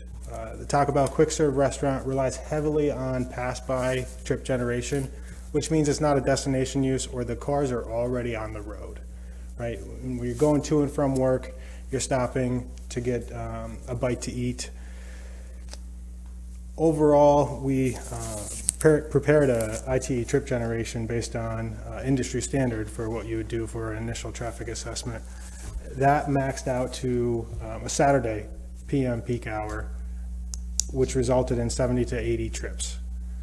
When you apply a pass-by generation to that, quick serve restaurant is 60 plus. To be modest, we can say 60%. You're looking at 30, 35 trips that will be generated peak hour from this restaurant use. The industry standard that would require, further traffic impact assessments and or potential mitigation for traffic is 100 plus. So 30, 35 new trips compared to 100 plus that generally results in, further traffic assessment is why we haven't proceeded with the TIS or a full traffic impact study for this restaurant. And I do have a calculation of that ITE that I can hand in for the record.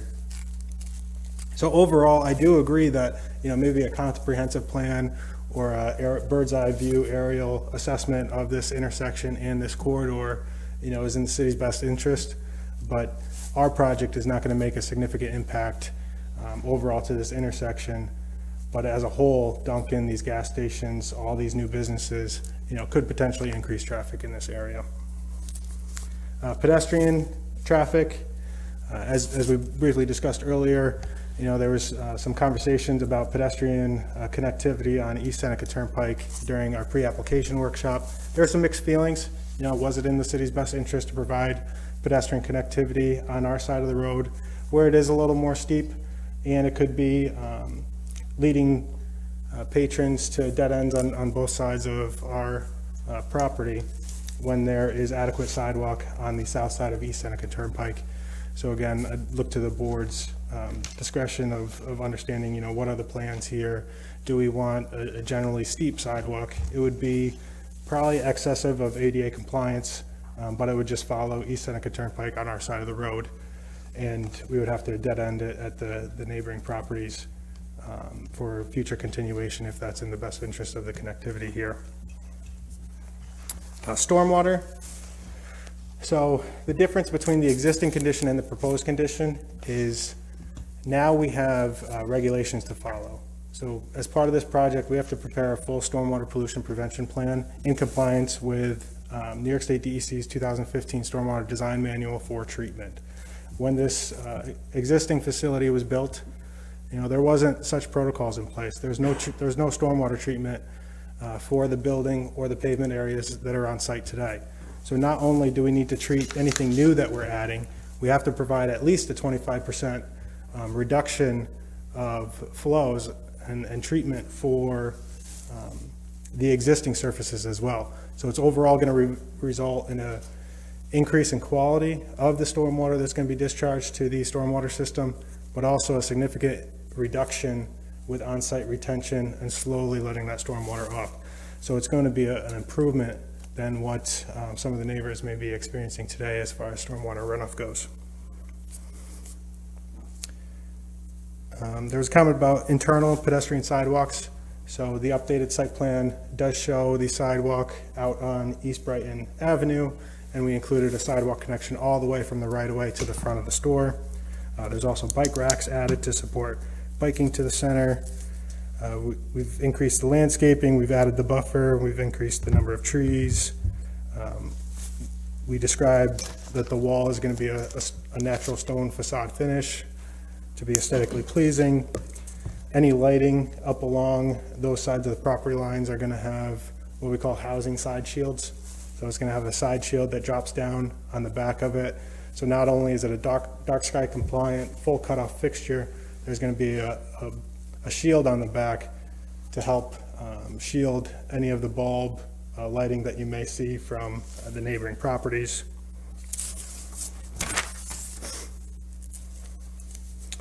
So I touched briefly on the stormwater, the congestion and traffic at the intersection we talked about, sidewalk we talked about, ADA compliance. We're providing access to the front of the store that will be ADA compliant all the way from East Brighton Avenue. And I would agree that restricting left turn movements, is difficult because nobody ever really listens to them. But also I challenge everybody with, if we were to restrict left turn movements at our access driveways, where would people go to further travel north? Restricting some of these movements, sometimes people don't comply, but it also promotes, unsafe U-turns and circulation elsewhere for those guests to get back where they're going. So we're proposing, to maintain the access drives as they work and function today with the right out movement only for the East Seneca Turnpike. But again, that's creating a wishbone, so there's no opportunity for anybody to take a left at that moment, because there will be curbing and the alignment of the road prevents that from happening. So, thank you, Mr. Chairman. Thank you for the additional response. That's helpful to hear. So we've heard the presentation on these two applications, excuse me, and people who wish to speak either for or against, and follow up from the applicant. This is an interesting project on a very complicated site with many variables to take into account. I want to hear from my colleagues about any requests for additional information or data. Because we said it's a very complicated site to manage. We're looking at two applications, one re-subdivision, the special permit, and I don't want to immediately close the hearing if there might be additional requests for information that the board should have before deliberating on the two applications before us. So let's pause right there and see if there are any requests for additional data or information that might be helpful in evaluating these two proposals. I would think at a minimum, the background information that you've mentioned about traffic we should see. And notwithstanding whatever that is, clearly there are concerns by the community that there's already a traffic situation that's problematic. And I appreciate that the industry standard might not suggest a more detailed investigation of potential traffic impacts. But it might be that after we see what you have, that we would want more information. So I'm just going to put that out there. But at a minimum, I think we need to see whatever background information you used that support the comments you made. I also know that this neighborhood has talked to us about the natural drainage issues that result because of the limestone geology in this area. So I would ask that, again, in spite of current regulations that require more attention to stormwater control that we didn't have 15 or 20 years ago, that it would be worth taking a look at the information that you've been provided with many times now, and perhaps take a look at whether or not that information would alter your approach to the stormwater management that you're proposing. I think in terms of additional information, those are two things that I would like to see, is have you look into those two areas and then see if that would revise your approach in any way. And then in addition to that, if we hold the hearing open, Mr. Chair, that you take into account some of the comments from the public, but also from the commission regarding pedestrian traffic. I think it's clear that although the grades are difficult to deal with, there are people nonetheless, especially from the Nob Hill apartment complex, that are likely going to attempt to get to your facility. I would assume you would like them to. So providing pedestrian access on Seneca Turnpike, at least for me, would be something that would enhance your application.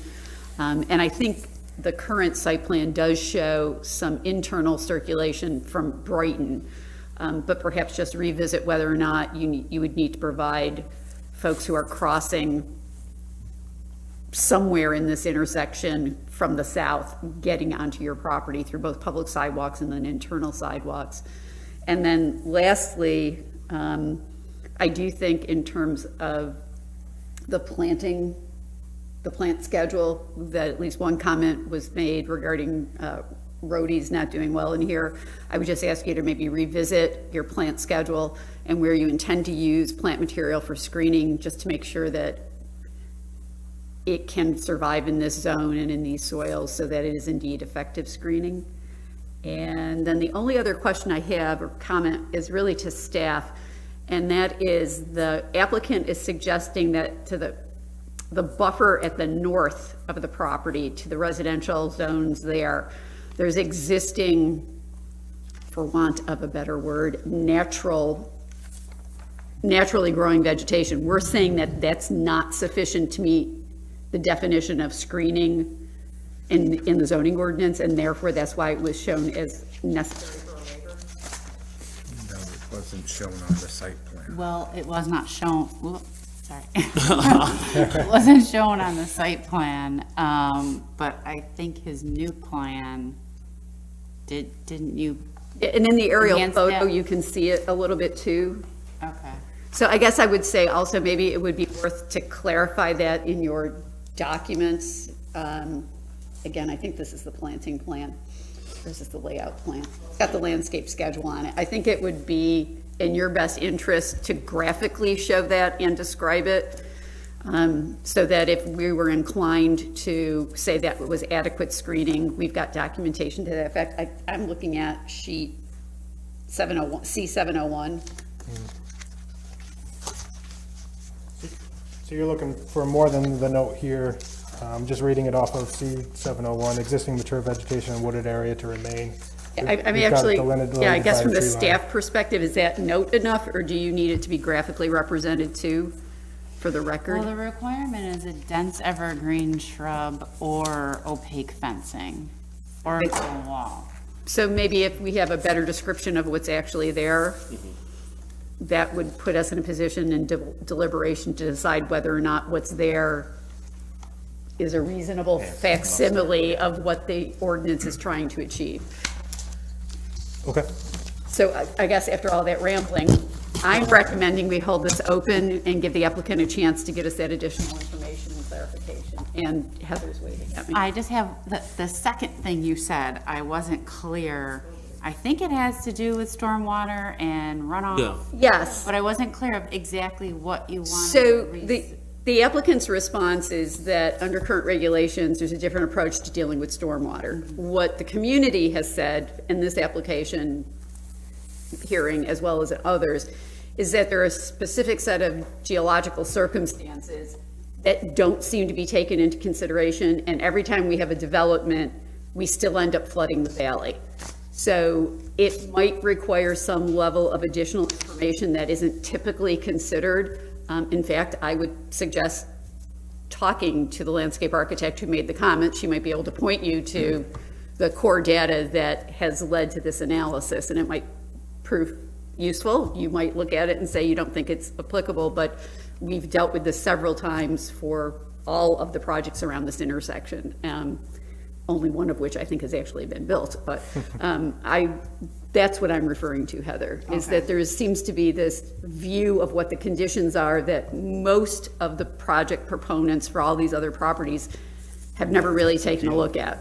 Well, and that's part of what I referenced when I said it's a complicated site. Yeah. That's yet another factor that makes for. Going off of like old or dated data, like you use, it's not information that can help us make a sound decision considering the various changes that have took place thus far. Yeah. Do you follow?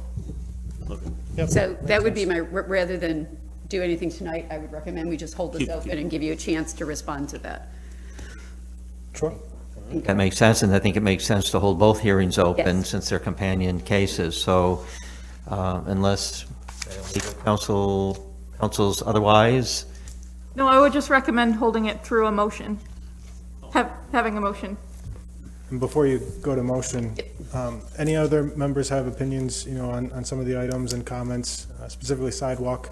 That was an item that, has been carrying on, conversations with the zoning administration department and city staff.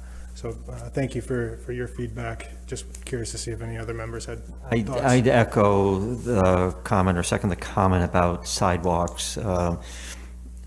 We've heard before the challenge residents in the general area face in trying to navigate the streetscape to get to any of these businesses. And so even though the grade is not an easy grade on Brighton Ave, people are better off using a sidewalk to navigate that grade than without a sidewalk.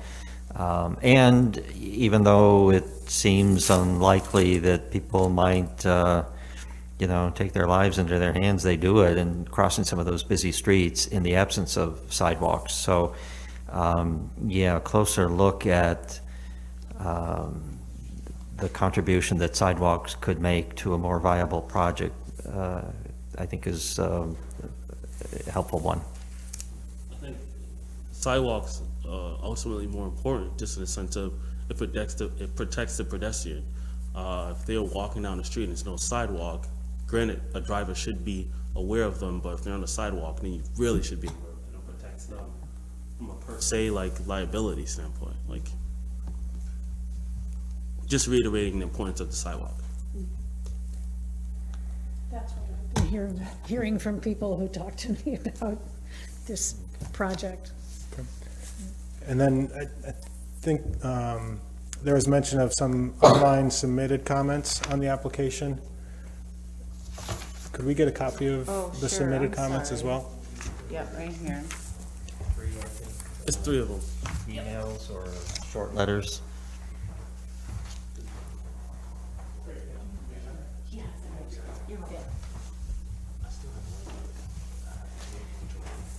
We'll take a look Is that at these and helpful? respond to Okay. them as well. Thank you. That's it. That's a motion. Okay. It's open. Is there a second? Second. Discussion? All in favor, please say aye. Aye. Those opposed, say nay. Any abstentions? We will hold these 2 hearings open and resume at our next meeting, which will be early in the new year. Okay. Thank you very much. Thank you all for your Thank you. time. We appreciate the feedback. January 10th. That concludes our public hearings, but not our business for this evening. We have several items of new business.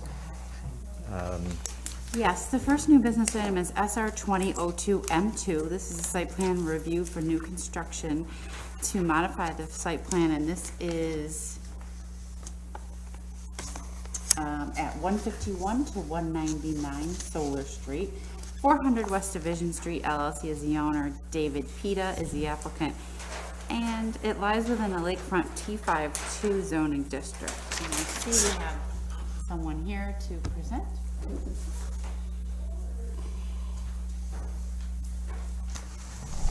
Good evening, Vincent Ryan with Keplinger Freeman Associates, 6320 Fly Road, East Syracuse, on behalf of the applicant. Applicant is requesting an amendment to the existing approved site plan. During the construction is ongoing. If anyone's been down on Solar Street, it's going well. Throughout that process, the applicant requested that there may be a need for an additional shed on the property to accommodate snow blowers and a lawnmower. These will be electric. No gasoline will be stored in the shed. So it's a 14 by 14 shed. I believe architecturals are provided to you. If there's any questions, I'm willing to take them. I'm all set. I don't have any questions. Snow blowers needed in this city? It was just 60 degrees. Yeah. Okay, I don't think we have any additional questions, so thank you for your patience.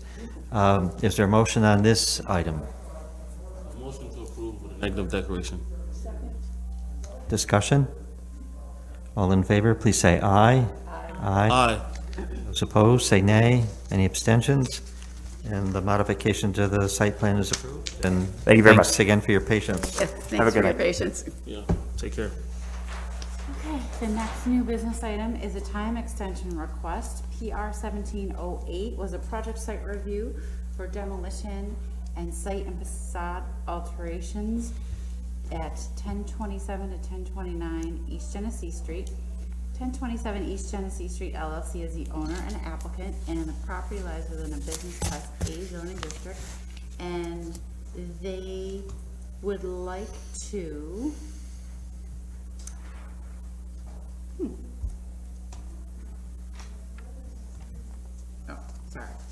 they would like to extend this to, it does not say.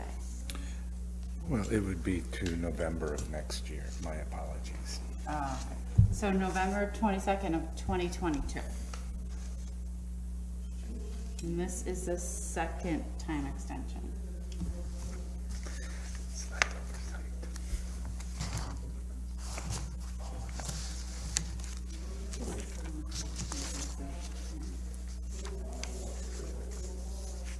So, excuse me, the new requested end date is November 2. November 22nd of 2022. And this will be their second. Yes. And can we just let them know our sort of newish policy where, That we mean it. like after the fourth one, we're done? Yes. That would be okay with me then. Warn them in advance. After 4, no more? I like that. I don't know I how like- to came up with that. No. Well, but yes, we can, I also think, because this is another one of these student housing projects, when one of these is finally built, whatever the next one is, again, if it's like 5 years go by and none of the others are built, the one that is built pretty much changes conditions on the ground, and we might have a different view, especially in terms of traffic and circulation, and say, gee, wow, that next one probably shouldn't go in light of this, so, but anyway. That's a good point, because someone proposed it earlier. They tried to compare something we approved in the past Right. to something now, and it starts to like makes it like a little challenging doing so.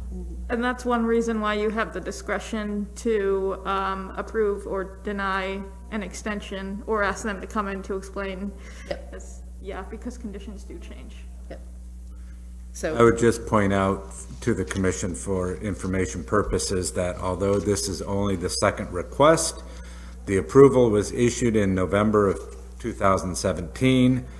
The initial request came a couple years after the approval, which is why it came to the commission, because it was 2 years overdue at that time. So although this is only the second request, it is 4 years past.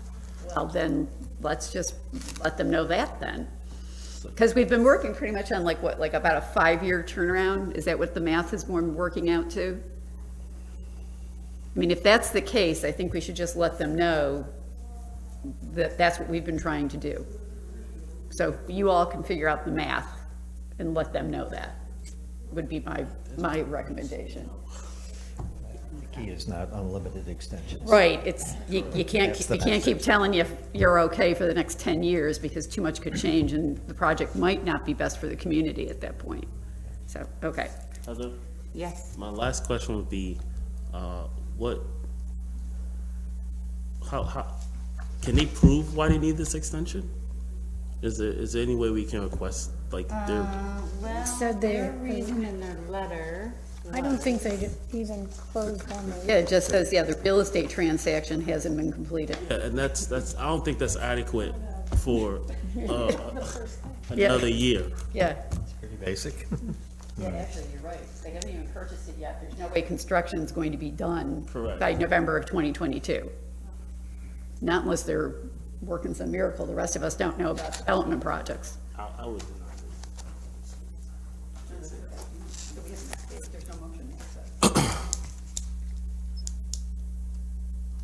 So is your question whether you can Well- request more information? Well, the question that George is pointing out is, if they didn't even buy the property yet, how can they possibly be done by next year, November 2022, right? Just by the nature of how long it takes to do a project. And it has to be substantially started, right? Or else they have to come back and ask for an extension. So, I mean, we could grant it As- and let them know, boy, you better have a lot done by next November, or you're not likely to get another extension. And I would just add, as a licensed real estate person, if you haven't acquired the property at this point, the odds are slim that you can acquire it in enough time, and enough time to also bring it up to code and speed that you would need to, for us to even approve it in the first place. And that's my last comment. We want to be done. So do you think, so should we grant them an extension or not? I say no. George is saying no. Or we could grant them longer than they asked. You That's could fair. also, well, you could consider holding and requesting them to come in if you wanted further justification, but if you feel you have enough information to make a decision now, that's okay too.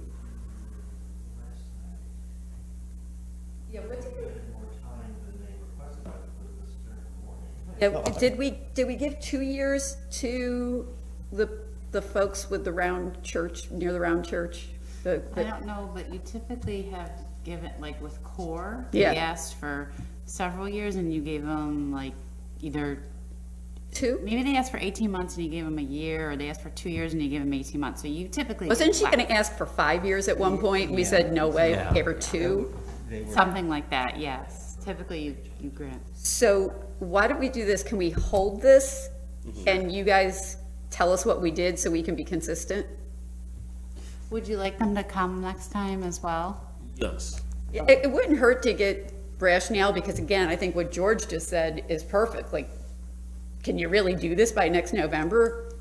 Because if we gave them 18 months, maybe that would be okay, but also with the warning that that's it. Then you got to do something in 18 months or 2 years or whatever. Okay.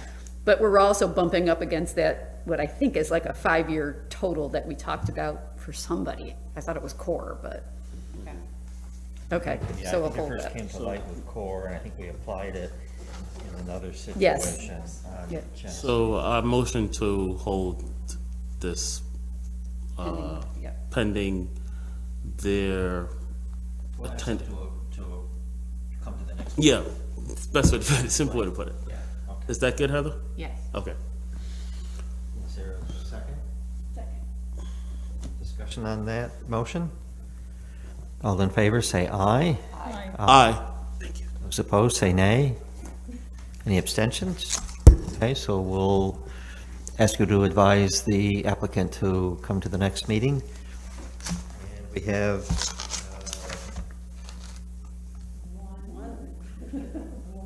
Three. well, we've got carryover from tonight, so they won't be lonely. But before we get to the authorizations, is there other business? No.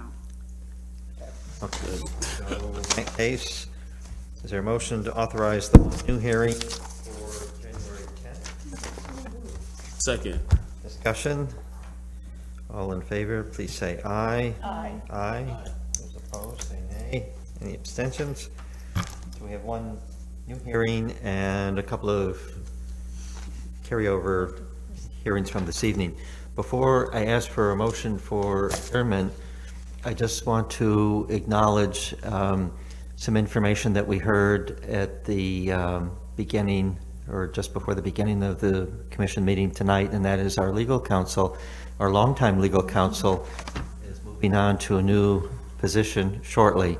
And on behalf of all of us, we just want to thank you for your dedicated work and guidance across many, many different projects over a number of years. So we appreciate that and wish you good luck and success in the new endeavor that you'll start early next year. So thank you. Thank you very, very much. That means a lot to me. And if you need me, I'll be with SACPA, so I will be Not far away. right, working with Heather. To see you Yeah. in new capacity. And it's been an honor to work with you guys and to advise you. And I'm always amazed at the work that you do to make projects in our city better. And that's been amazing to watch. So thank you. We've come to rely on Thank you. guidance, and we Yes. appreciate your being with us every step of the way here.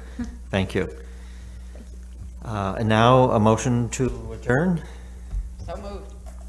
Second. Discussion. All in favor, please say aye. Aye. Those opposed, say nay. Any abstentions? We are adjourned, and we'll meet again January 10th in the new year.